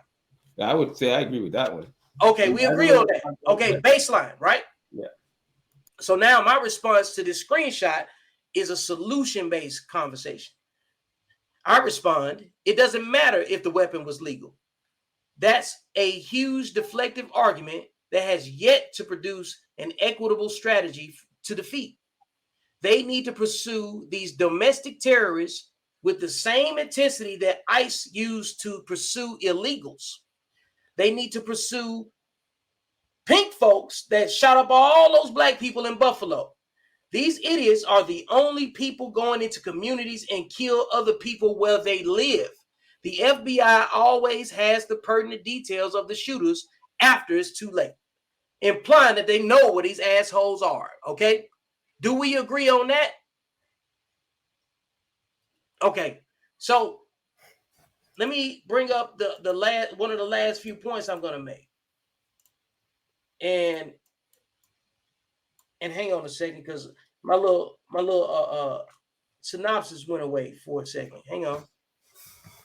Because like I usually read a section, or I write a section rather. Here we go. Boom. I don't care about being inflammatory because like children have died. Okay? Like keep that in perspective. Children have died. This ain't about feelings. This is about fact finding and knowing how to solve the problem, right? So I wrote an entry on like my normal thing called the reheated French fries, and I talked about the pseudo patriot. So let me go ahead and read it. Pseudo patriotism and the fragile chads. For those of you that are aware of my opinions on how the politicians and law enforcement community handles mass shootings, y'all knew this was going to happen again, but we just didn't know how we'd be directly impacted by this at some point. And by we, I'm talking about black people, because the Buffalo shooting touched me differently. You know what I'm saying? I was getting my hair retwisted, and I had an emotional outburst where I was saying out loud, screaming, they shot those people for no reason. Old people, okay? So, and from a black perspective, this is what I want to read as, okay? That's the thing about black people. We always know when something violent is going to happen to us. Whether that violence is based on local internal issues or external entities, someone or something is always prepared to make our situation worse. Voting is a form of violence towards those that can't afford their personal freedom. But money and resources just insulates you from things like the event that took place in Buffalo, New York. A true Alabama disaster drove hours to a predominantly black neighborhood just to shoot black people and incite fear. Dude even wrote a manifesto that felt like Alex Jones edited and Steve Bannon published it and endorsed it on some right-wing media site. It was unbelievable. This is an example of why I say we can't be racist. We don't go to communities that don't look like us to terrorize anyone. Black people want to be left alone. We already have enough to worry about. Then you get events like this one in Buffalo where an unseasoned shooter went into a space where black people were getting what they've always wanted. Privacy to build our community without unhealthy competition. Believe it or not, events like this trigger a lot of second and third order effects. It destroys trust because the only reason that he was alive and willing to turn himself in is because he counted on his racial designation as a layer of protection. I mean, who else would shoot up a bunch of people in public at a grocery store and not fear for their life? A person with a plan, privilege, and entitlement. The unseasoned community has no accountability for their terrorists. The terrorists hurt our fragile social boundaries. They misrepresent a lot of people, but they reflect the true anger that has always been present towards people of color, specifically in this country. Until the demographic of people that reflect the image of the shooter decides to go after their racial terrorists, don't talk to us about coming together. Until I see your community use law to pursue your racial agitators with the same energy you use to cry about the opioid epidemic, Roe versus Wade, and whatever issues that have more of your attention in situations like this, we don't have anything to talk about. Black people don't have the resource to help any other demographic but our own. Non-black people, if you want to be respected by us, solve your problems internally and stop bringing your bullets, nooses, and negativity to our doorsteps. I don't care about the mental health variable either. I'm a war veteran. I get a check for my mental issues and my physical ailments from my time in the Army. At no point have I ever felt like I wanted to deliberately target people that just wanted to pick up some items at the store and come home to their loved ones. But continue focusing on political distractions that produce this shooter culture. Y'all can find Bigfoot in the woods, but can't see how historically pervasive these types of people have been throughout time. Hell, the shooter named other shooters that he looked up to. I highly doubt that he studied cartoons before picking up a weapon and began indiscriminately shooting people. Oh, take that back though. He did discriminately shoot people because he pointed a weapon at some white people and said, oh, my bad. They knew the 5 W's about this guy, and for whatever reason, he was not on anybody's radar as a threat. The feds can always find what they invested in looking for. That's why they seem to always convict entertainers and athletes in the courts of public opinion while overlooking racial terrorists that's planning to empty AR-15 ammo, planning to empty their AR-15 ammo into people while wearing battle gear. Non-black people that claim to love this country without ever serving are just pseudo-patriots anyway. If you ever believed in equality and equity, you stop arguing about the politics and actually identify the cancerous people in your culture and destroy them. When I call y'all pseudo-patriots, this is what I mean. He's dressed in fatigues and combat gear at 18, but he's not in anyone's military. According to the manifesto, the conflict that he was fighting was on behalf of preserving the effectiveness and entitlement of whiteness. If he felt like he needed to suit up and carry out such an unhealthy act, how come he didn't become a Marine, a soldier, or a sailor? It's simple. He doesn't love this country, but he loves that this country has laws that would enable him to do the things that he did on black people with no fucking accountability. Here's an excerpt from the article about the 18-year-old shooter. It's not the first time gendering has come to the attention of law enforcement. According to the Buffalo News, which reported the teen had allegedly threatened his fellow high school students in June 21. A school official reported gendering. He said had made statements indicating that he wanted to do a shooting, either at a graduation ceremony or sometime after. A source told the news outlet.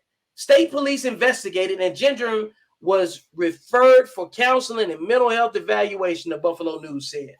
Kathy Hochul, the governor, called the suspect a white supremacist at a Saturday evening briefing in Buffalo, where before vowing to take additional steps to crack down on illegal weapons while increasing social media monitoring by law enforcement.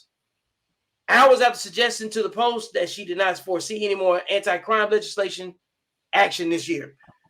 I'm saying this from a real world perspective. We know where the agitators are.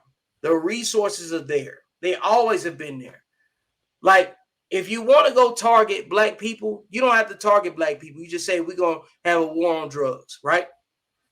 That's why there'll never be a war on mass shooters in this country, because that would mean people that are boosters to the NRA would have to go target white supremacy. Because this lady, the governor, said that this was a white supremacist outcome, you know what I'm saying, or attack.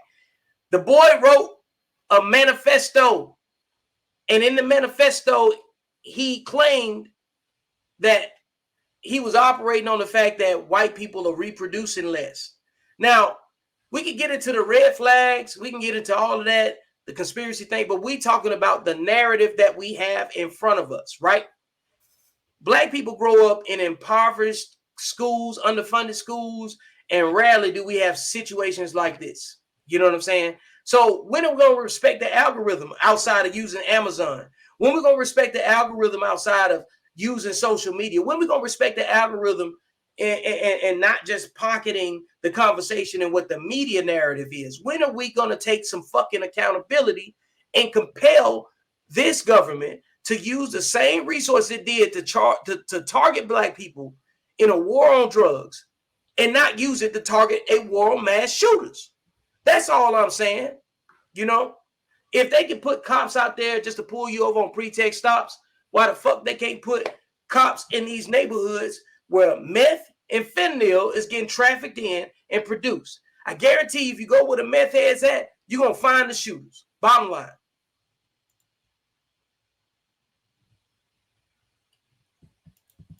Anybody want to start unpacking that? I Definitely want to hear what you had to say, Dustin, though. I will never, not once, to my grave, make excuses for white supremacists. Ever. That is, Victor, you had a lot to say, and you made a lot of valid points, but I will say this with my utmost conviction. I will never, not once, be okay with white supremacy. Ever.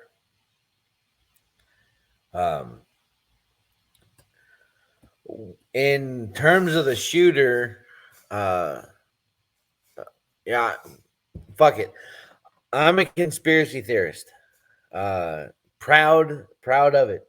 You see so many things happen, and you're like, "Well, that was weird."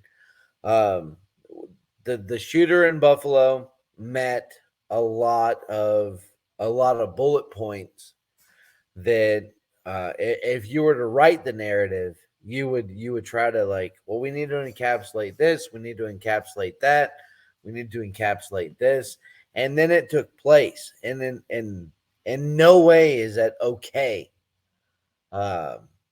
It's absolutely terrible. They killed the security guard that they killed. Had a pretty prolific YouTube page where he had started. He had patented or submitted for patents on basically a water burning engine. A water-based engine. Yep. And I'm gonna go look for the video while you're talking too. And that guy was the first man shot in this. And I hate to say it, I hate to admit it, but I've always joked, like, if I ever wanted to kill somebody, I'd always make it look like it was a random act, not a deliberate act. I wouldn't just go kill that person. I'd make it look like something happened. It's a tactic. It's misdirection. That's what it's called.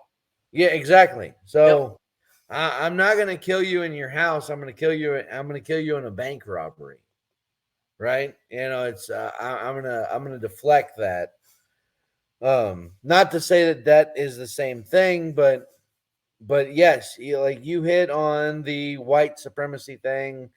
And I won't lie, that makes me uncomfortable. Like, because I'm not a white supremacist. I'm not somebody that Garfield has known me for. It's not about you, Dustin. That's the thing.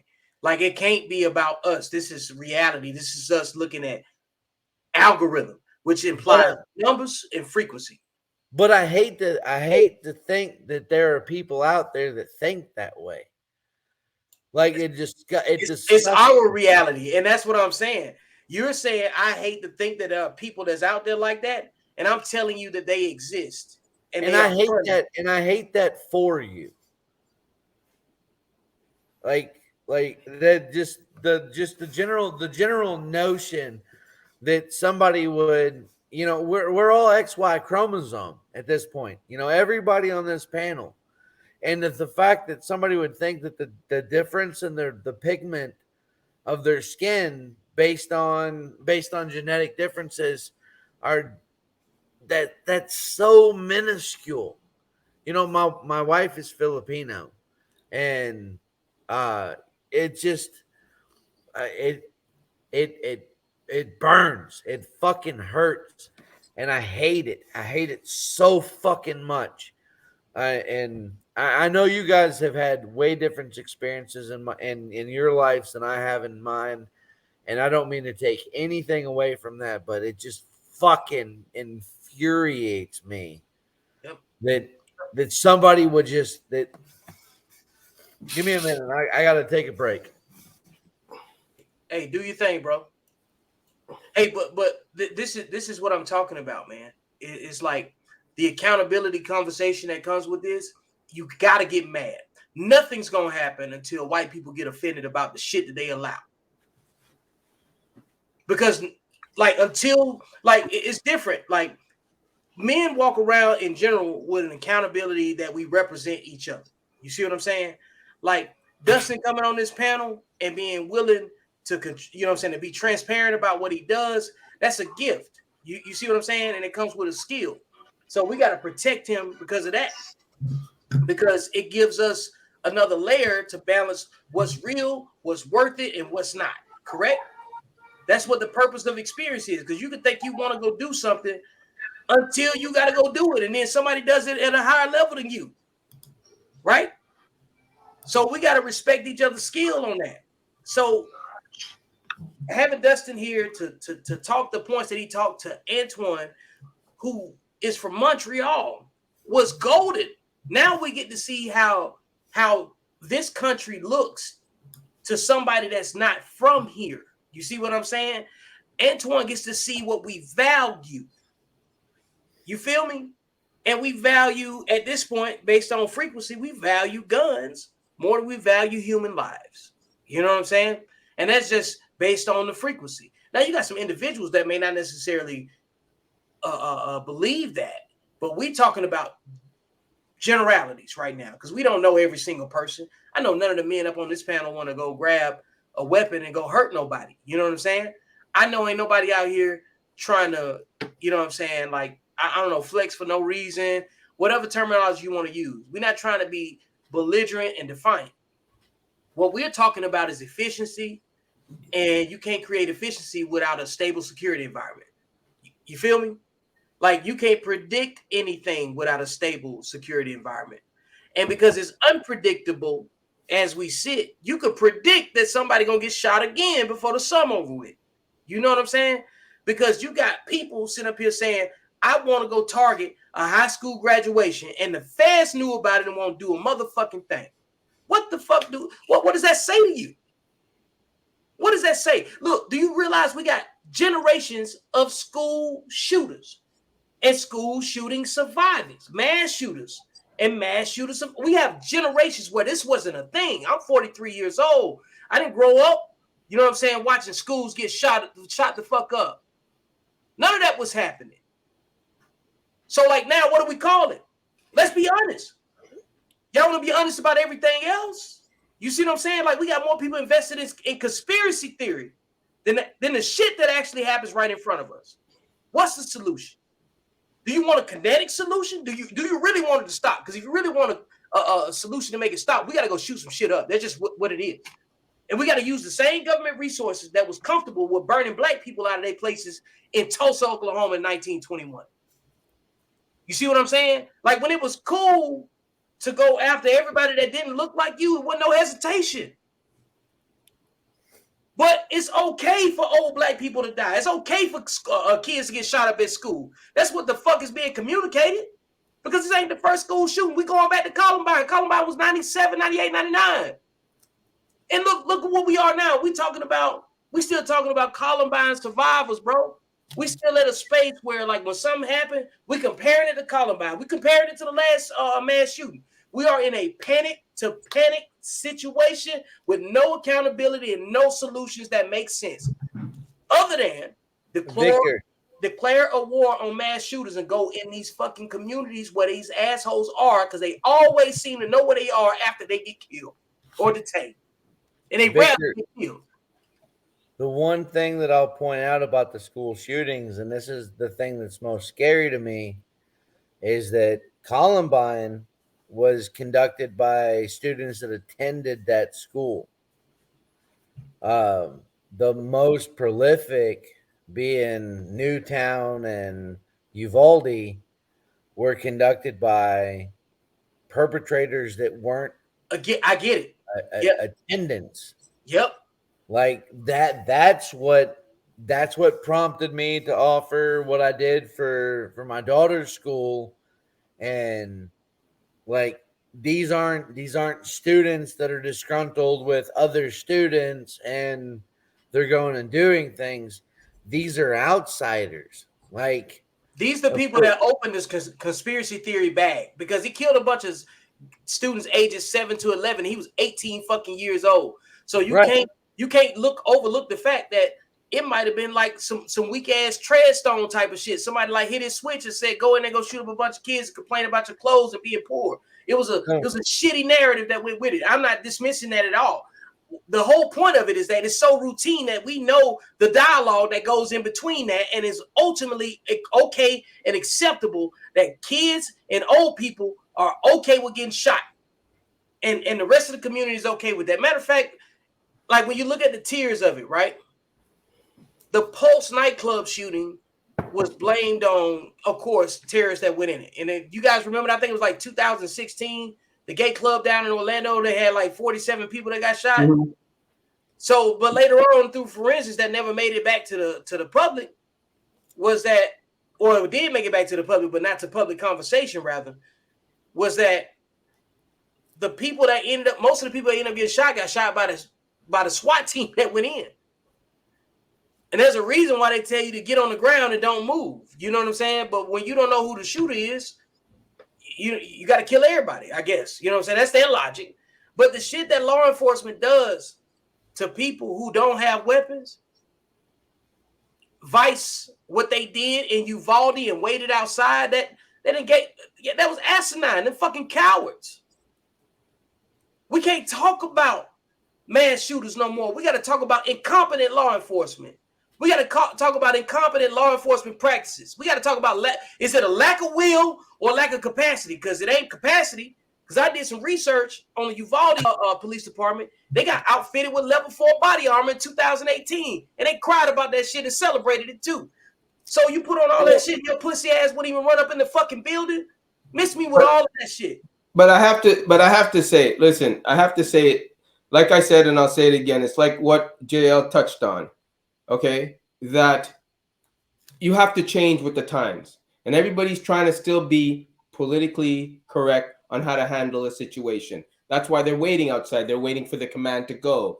You know, they're waiting for the command to let's go, because nobody wants to jump in there. You're damned if you do, damned if you don't. Because if they jump in there, people are going to say, oh, you jumped in too early. He went off and started shooting everybody. You don't jump in there. Oh, you know what? That's a deflective argument, though. No, it's a fact. I need you to, I'm speaking from a tactical perspective. Okay, but I'm just saying, I don't care. They said they were following orders. Look, this is why I let y'all talk. I don't want to be interrupted.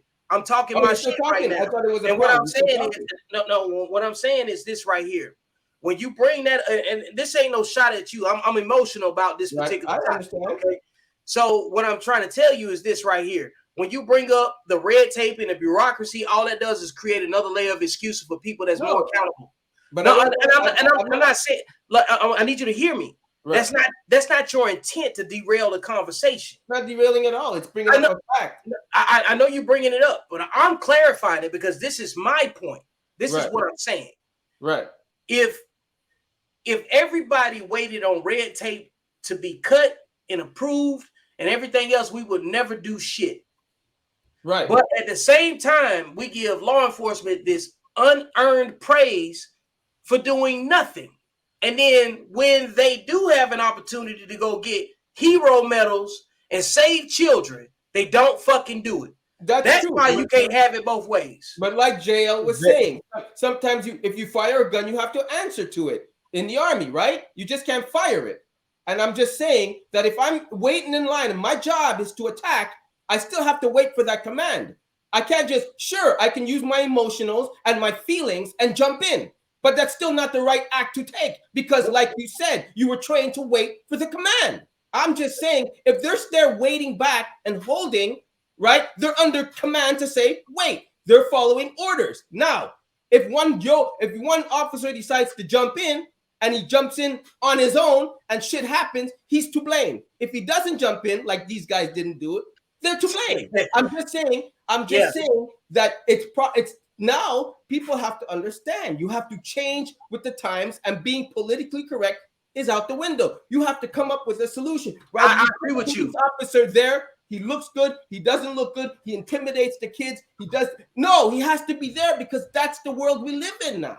That's all I'm saying. So that's the world you live in. Then you have to strap up and wear a gun or have a officer trained. Antoine, I don't want this to get lost. You and I agree, okay? Wholeheartedly. Like the layer of what you're saying. But what I'm looking at is when I say things like that, is to counteract the soundbite. You don't know who's going to hear what we're talking about. And if they take out one piece of it, they can make that the narrative. I want to explain everything that I'm saying. Right. You know what I'm saying? So because I understand how people use narratives to manipulate information spaces. That's what I do. Okay. Right. So Victor, can I have the floor for a second? Sure, go for it, bro.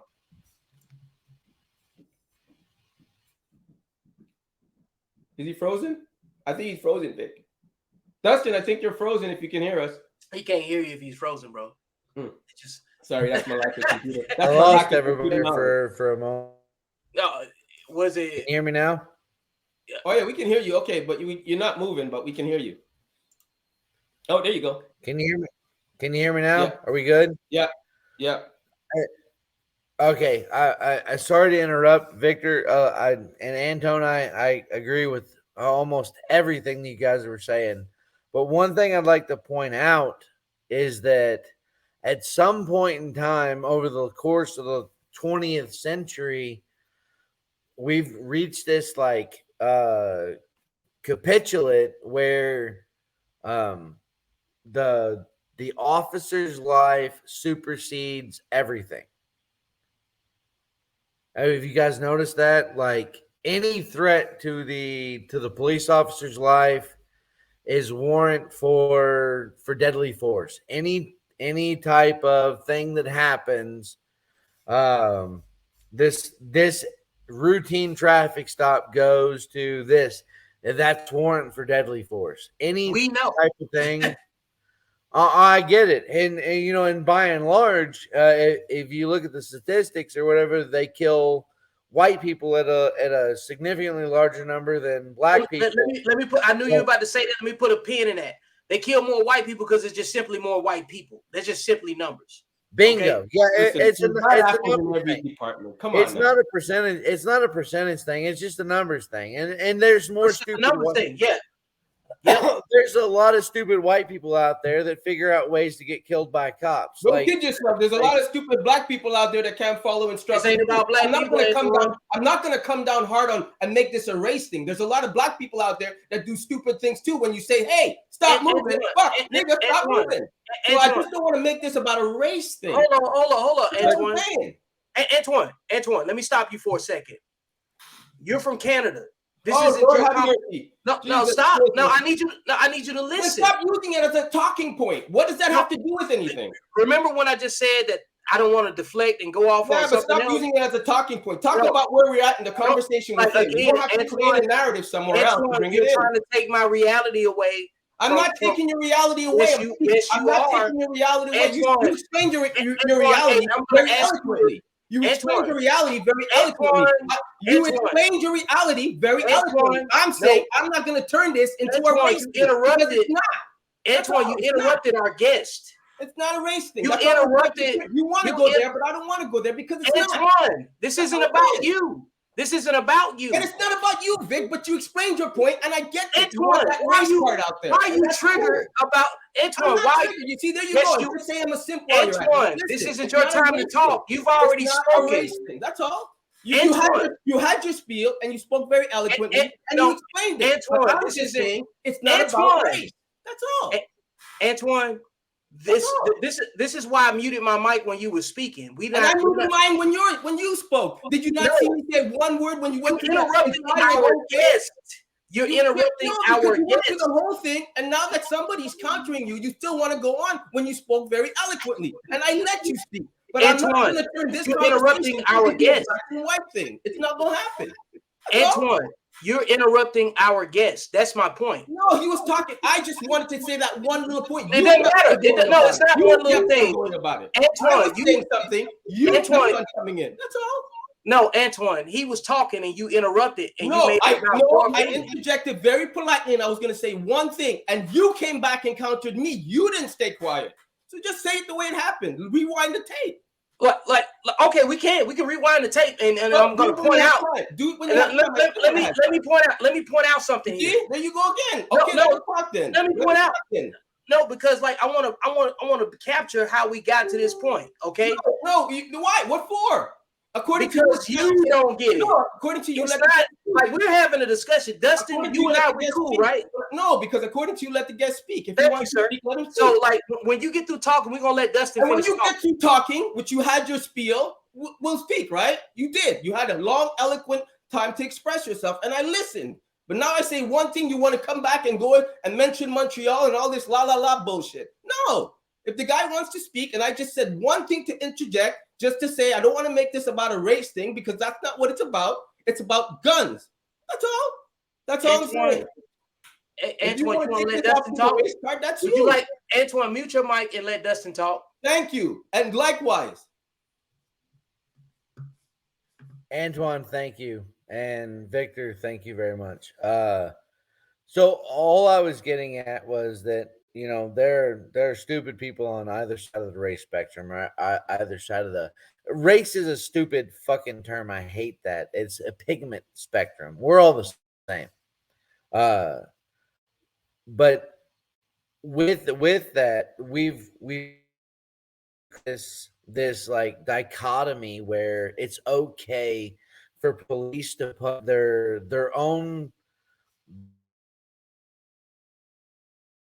out of the public, and that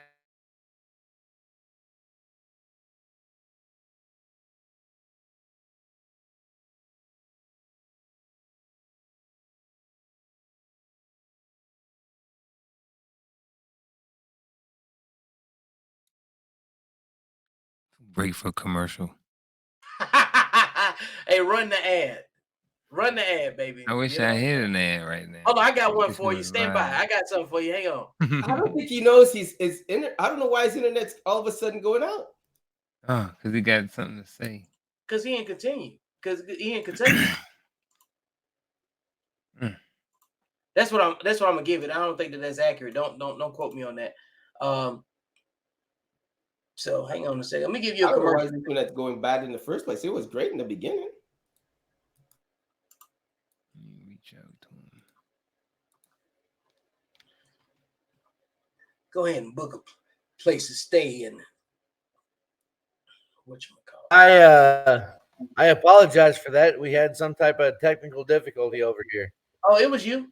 Yeah, it was No, definitely, you good. me. My wife is in there running 75 different Wi-Fi devices, and I was like, "Hey, dude, like turn 2 of them off. I don't care what it is." But what I was saying, if I can continue where I left off, is Yes, that please do.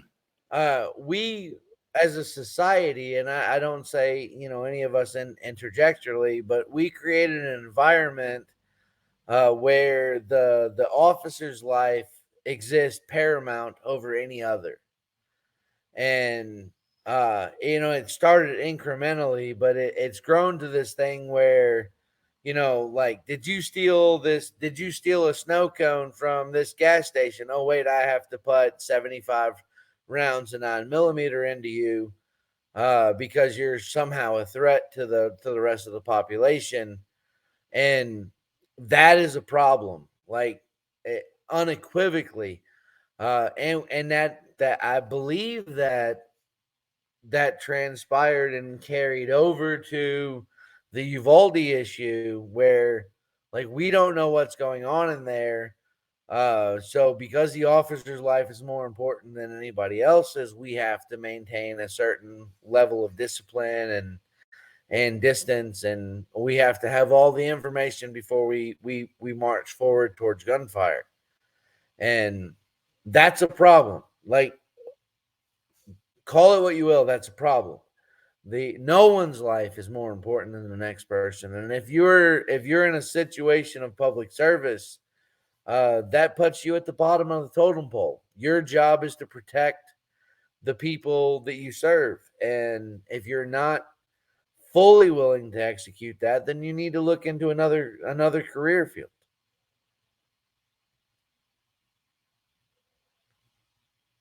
Got no complaints from me. No complaints at all. Like I said, and I'll tell you, Dustin, for me, my look at it, I give total respect for anybody willing to put on a bulletproof vest every day and put their lives on the line. Whether they're good or bad, I take my hat off to them. Just like I take my hat off to a firefighter who's willing to run into a burning building when nobody else can, and he does his job. That's all I'm saying. I'm not going to turn this into hate the cops and they do this. And yeah, is there bad apples? Sure. They fall down on the floor? Sure. Some of them are good to eat. Some of them are bad. But I'm not going to label all of them, because at the end of the day, each one of us, when shit hits the fan, is calling the police, whether you like it or not, or the fire department, or a nurse, or a doctor, or whatever else you decide. And if you want to handle it your own self, then take it up with the courts later.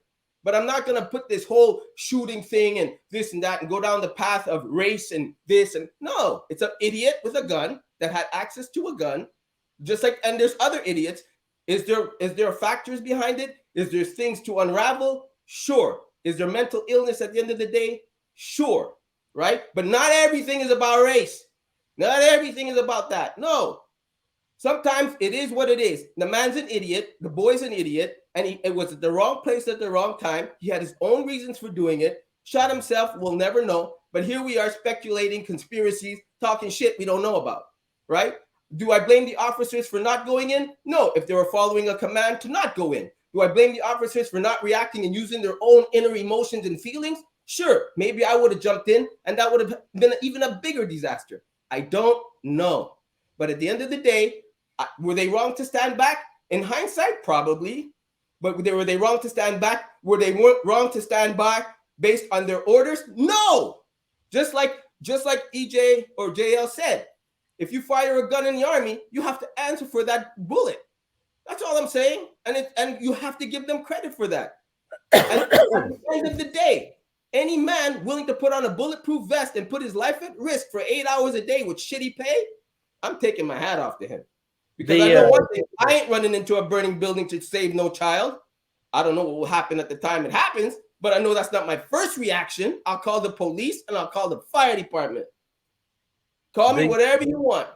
The Uvalde shooting was not necessarily a failure of the individual officers, but was a failure of command and control of the seniors on the scene. They made they made an incorrect call early on that it went from a active shooter to a barricaded shooter without having direct information as to what was happening on the scene. And that was, I mean, I don't know how you fix that. I'm not in that organization. I'm not in those things. But you would think that the guy that was in command and control would have a radio. And what I'm being told from multiple news outlets on both sides of the aisle, because you know that news outlets share aisles, is that they're saying that the Uvalde police captain, the guy that was in charge of all of it, did not have a radio and did not have direct line communication with dispatch. So those things being said, the failure was not with the individual officer that was looking to go in and prevent harm, or the police forces that were there by and large. The failure was with the senior person on the scene who didn't have the necessary equipment to make good decisions based on the things that he was doing. He was later usurped by the FBI and federal agencies who went in and then did dispatch the perpetrator. But you know how that transpired, that's for the history books. Exactly, and you know what? The way you just put it, I can accept that 100%. And I'm not saying there's no racist act that people don't grab a gun and shoot up the church and they weren't racist. Racism will always be around. Don't think it's gonna end anytime soon. The aliens will come down from outer space and we'll hate them. So it's not like, is it as bad as it was before? No, it's not. And you can't tell me because I was born with a silver spoon in my mouth compared to slavery. I'm just saying that. Has it gotten better? Yes. Is it always going to need improvement? Absolutely. Are you always going to have that one token that stands by his thing in the redneck out in the freaking bush? Yes. It's always going to be there. It's how we handle it, how we learn from it, how we deal with it, and how we move on and advance and make it better. We each have to do our part. I'm just tired of this whole thing about the first thing you want to jump to is, oh, he's a racist guy with a gun. And really? Why can't he just be an idiot? Why can't he just be a guy that, you know what, snapped because his family didn't get the attention, the medical attention he needs? Maybe his grandmother died. You know what I mean? Like, why can't it be that? You know, and this is going to sound callous, and I apologize, but I kind of appreciate the racist. And the reason I appreciate the racist is because they let us know who the lowest scum of the earth is. If they're overtly like, oh, this color skin is worse than this color skin, then we know. I just wish they'd be more vocal so we would know who the gigantic pieces of shit is in our society and we could isolate them. If they're not vocal, because there's always, nobody is an overt racist. They're always closet racist. They always want to hide behind this or hide behind that. No, just be open, be honest. Tell us that you're a racist so that we know you're a piece of shit, and then we can act accordingly. But the problem is they hide, and they hide deeply, and they're deeply seated here, they're deeply seated there. Just tell us up front, you're a racist. We all know you're a piece of shit, and then we can move on from there and act accordingly. But then they would be but they know they would be denied certain access to certain things. They know they would be looked at. They know maybe their checks would be cut off. They know that if they come out like that, you know what I mean? But wouldn't it be a perfect world? Like, it would be, but you know what? The KKK ain't going utopia. Anywhere. The KKK ain't going anywhere anytime soon. It's not like they don't exist. I mean, it's like you got to be realistic to them. They do exist. It's not like you don't know who they are. They're very clear when they have the parade who they are. Fine, but I get that. But okay? The KKK does well to hide, and like I said before, I'm proactive in who we do business with. And I have yet to identify anybody. But I don't have this conversation. I don't want to have this conversation to make it about the KKK and give them light and access and talk about things that really, I have nothing to do with. Yeah. Right? I don't want to go there. But I'm just saying, why can't it just be a guy with an idiot with a gun? and leave it All at I'm that and saying, move on. all I'm saying on the KKK is that they're secretive and they're scared for a reason. They're scared because they know they're the super minority. Like the world that we live in today is by and large not racist.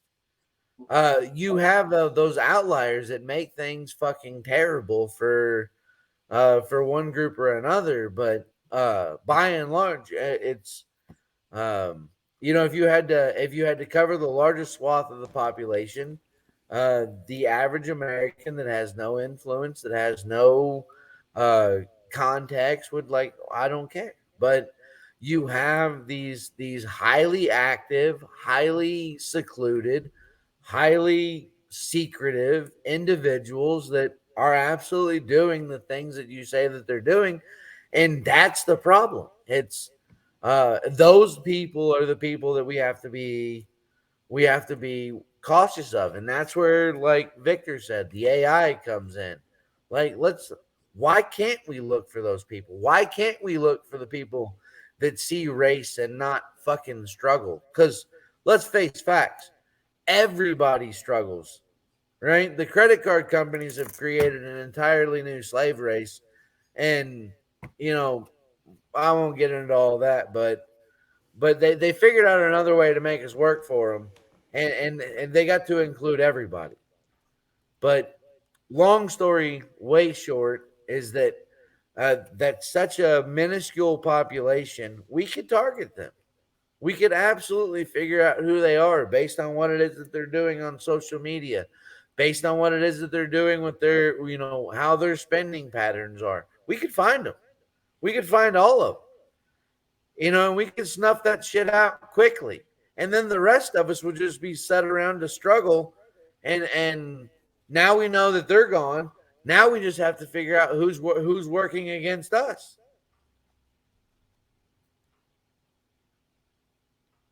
I think Vic liked you. I think Vic liked those thoughts. That's a But hey, long let's do this, man. Hey, we've been on for a little bit. I want to give everybody, actually, even before then, Coach had something to say. I want him to chime in, and then after we do that, I want to jump into the final thoughts. Go ahead, Coach. I was just going to be short, sweet, and to the point. Um, there's only one race. That's the human race. We can talk about different pigmentation all day long, but the human race is the one that matters. And until everybody get on board with that, we're going to continue to systemically have a problem. I go back to my previous statement. The way I don't have the perfect answer, and obviously, I think we have proven that we don't either. However, what we do know is that, again, it has to be a proactive and a reactive way to come to a viable solution. And it's not black and white, it's not cut and dry, right? It's going to take several layers of effort to actually, and I don't even know how you get to the point to where you determine what success looks like, but to get to a version of success, it's going to take several layers of effort to make it work. So that was just my piece to add on there, and that's actually my final thought. Amen. There you go. Hey, let's jump around the horn with Antoine and Vic, and then I want to close up with I Dustin. As far as final thoughts, anything guns, listen. anything that relates back to supporting the benefit of men. After hearing, like I said, and Dustin, thank you very much for coming on, because I love to talk to somebody who actually has hands-on knowledge, right? So I thank you for that. That you opened my eyes and you educated me about how having a gun shop, and you actually talked about it and you were listening to my points. So props to you on that. Listen, for me, it's always been, like I said, from my experience, it's always been about the access to get to guns. Um, I don't think guns are going away. I think if anything, the more you push it down, the more bigger it will become, and it'll become, once something becomes collectible, boom, it really expands. Um, as far as, I look at it as the human race. I was born with a silver spoon in my mouth compared to slavery, and I'm not going to even use it as an example or put that 400-year bullshit into my life, because I learned from it and I seen it and I read about it. I did all the history about it, educated with myself with it before I'm able to speak on it. But I'm not going to use it as an excuse or mentor anybody with that victimhood mentality and that white supremacist mentality and all that sort of BS shit into their lives today, because that's going to get you nowhere, and you're going to have nothing in the bank, because it's not going to lead you down any good path. And it's definitely not going to bring the company you want to keep around you. All right? Because the people that talk like that, people that always talk about how bad money is because they don't have it. That's just a fact, and that's just the way it is. So I want to encourage people to do better and not see color. Is there poison apples in everything you do? Yes. Even in the art world, you have those idiots. You have people that will, no offense to those artists out there, but you draw shit and all of a sudden your work is worth millions of dollars. And then all of a sudden I'm looking at you going like, really? But there are those that it happens to, right? So there's that in everything you do. Racism is not going anywhere. It's going to get better. Maybe one day, not in my generation, it won't be around. Hopefully that's the end goal. But that's not the first thing I would want people to see.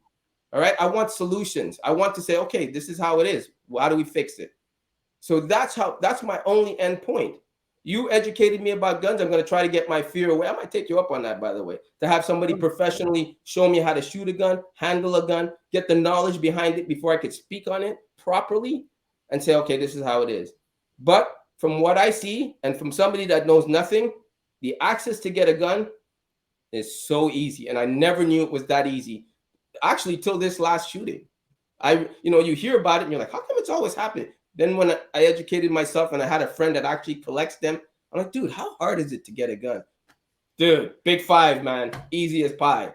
Or you know what? They don't check for mental issues, or they don't type you into a computer and this whole printout comes out about you.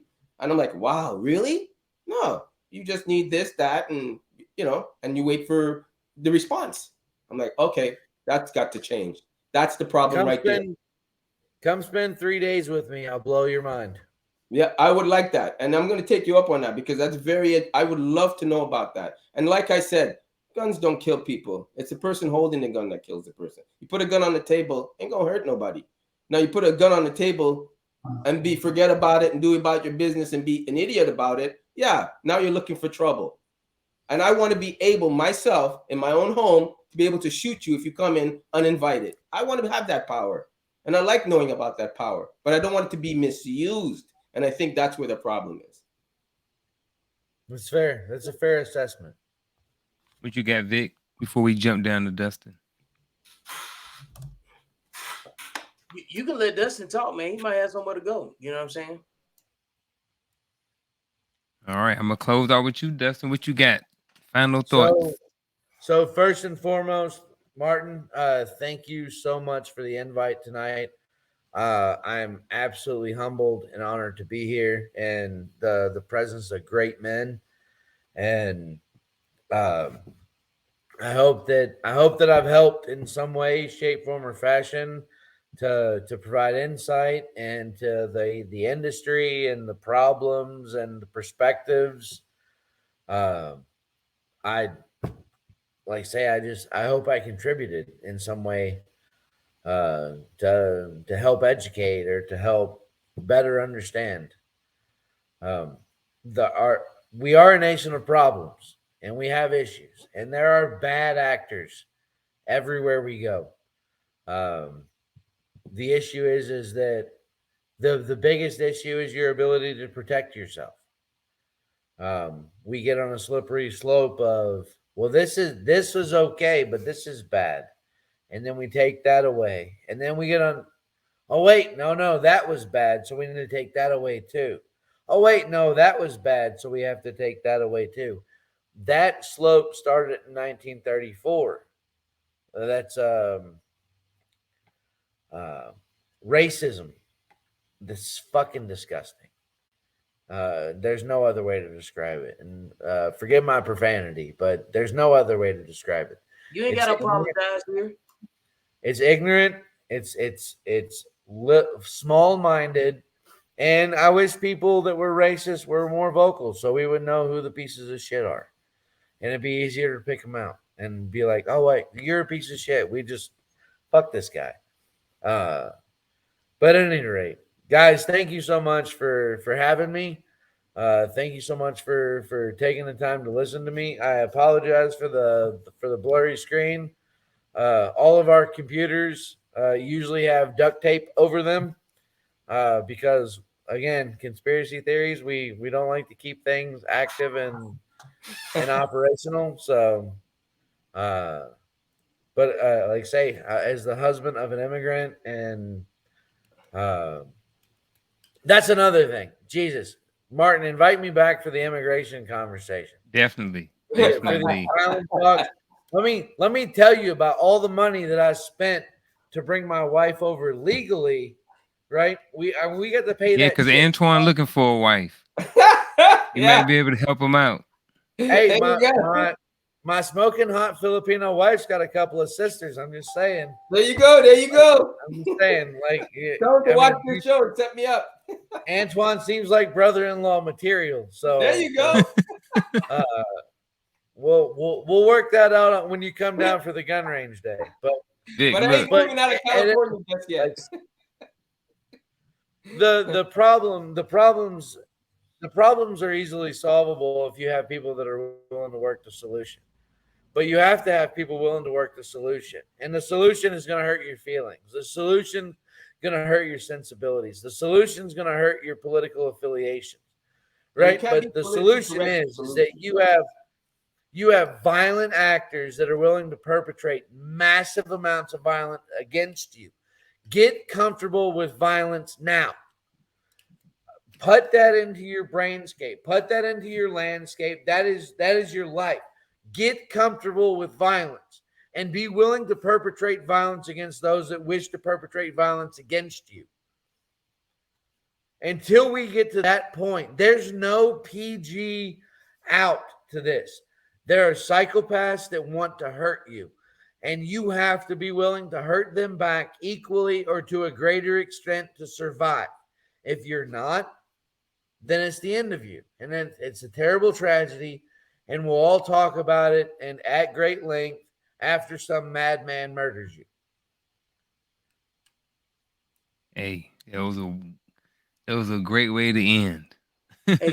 Hey, all I'm gonna say Good is conversation. Let me say one thing before we get out. I'm gonna read what I put over in the chat, and it's an excerpt from the manifesto of the Buffalo shooter.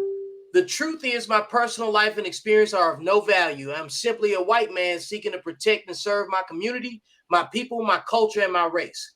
But it's not about race. I'm out.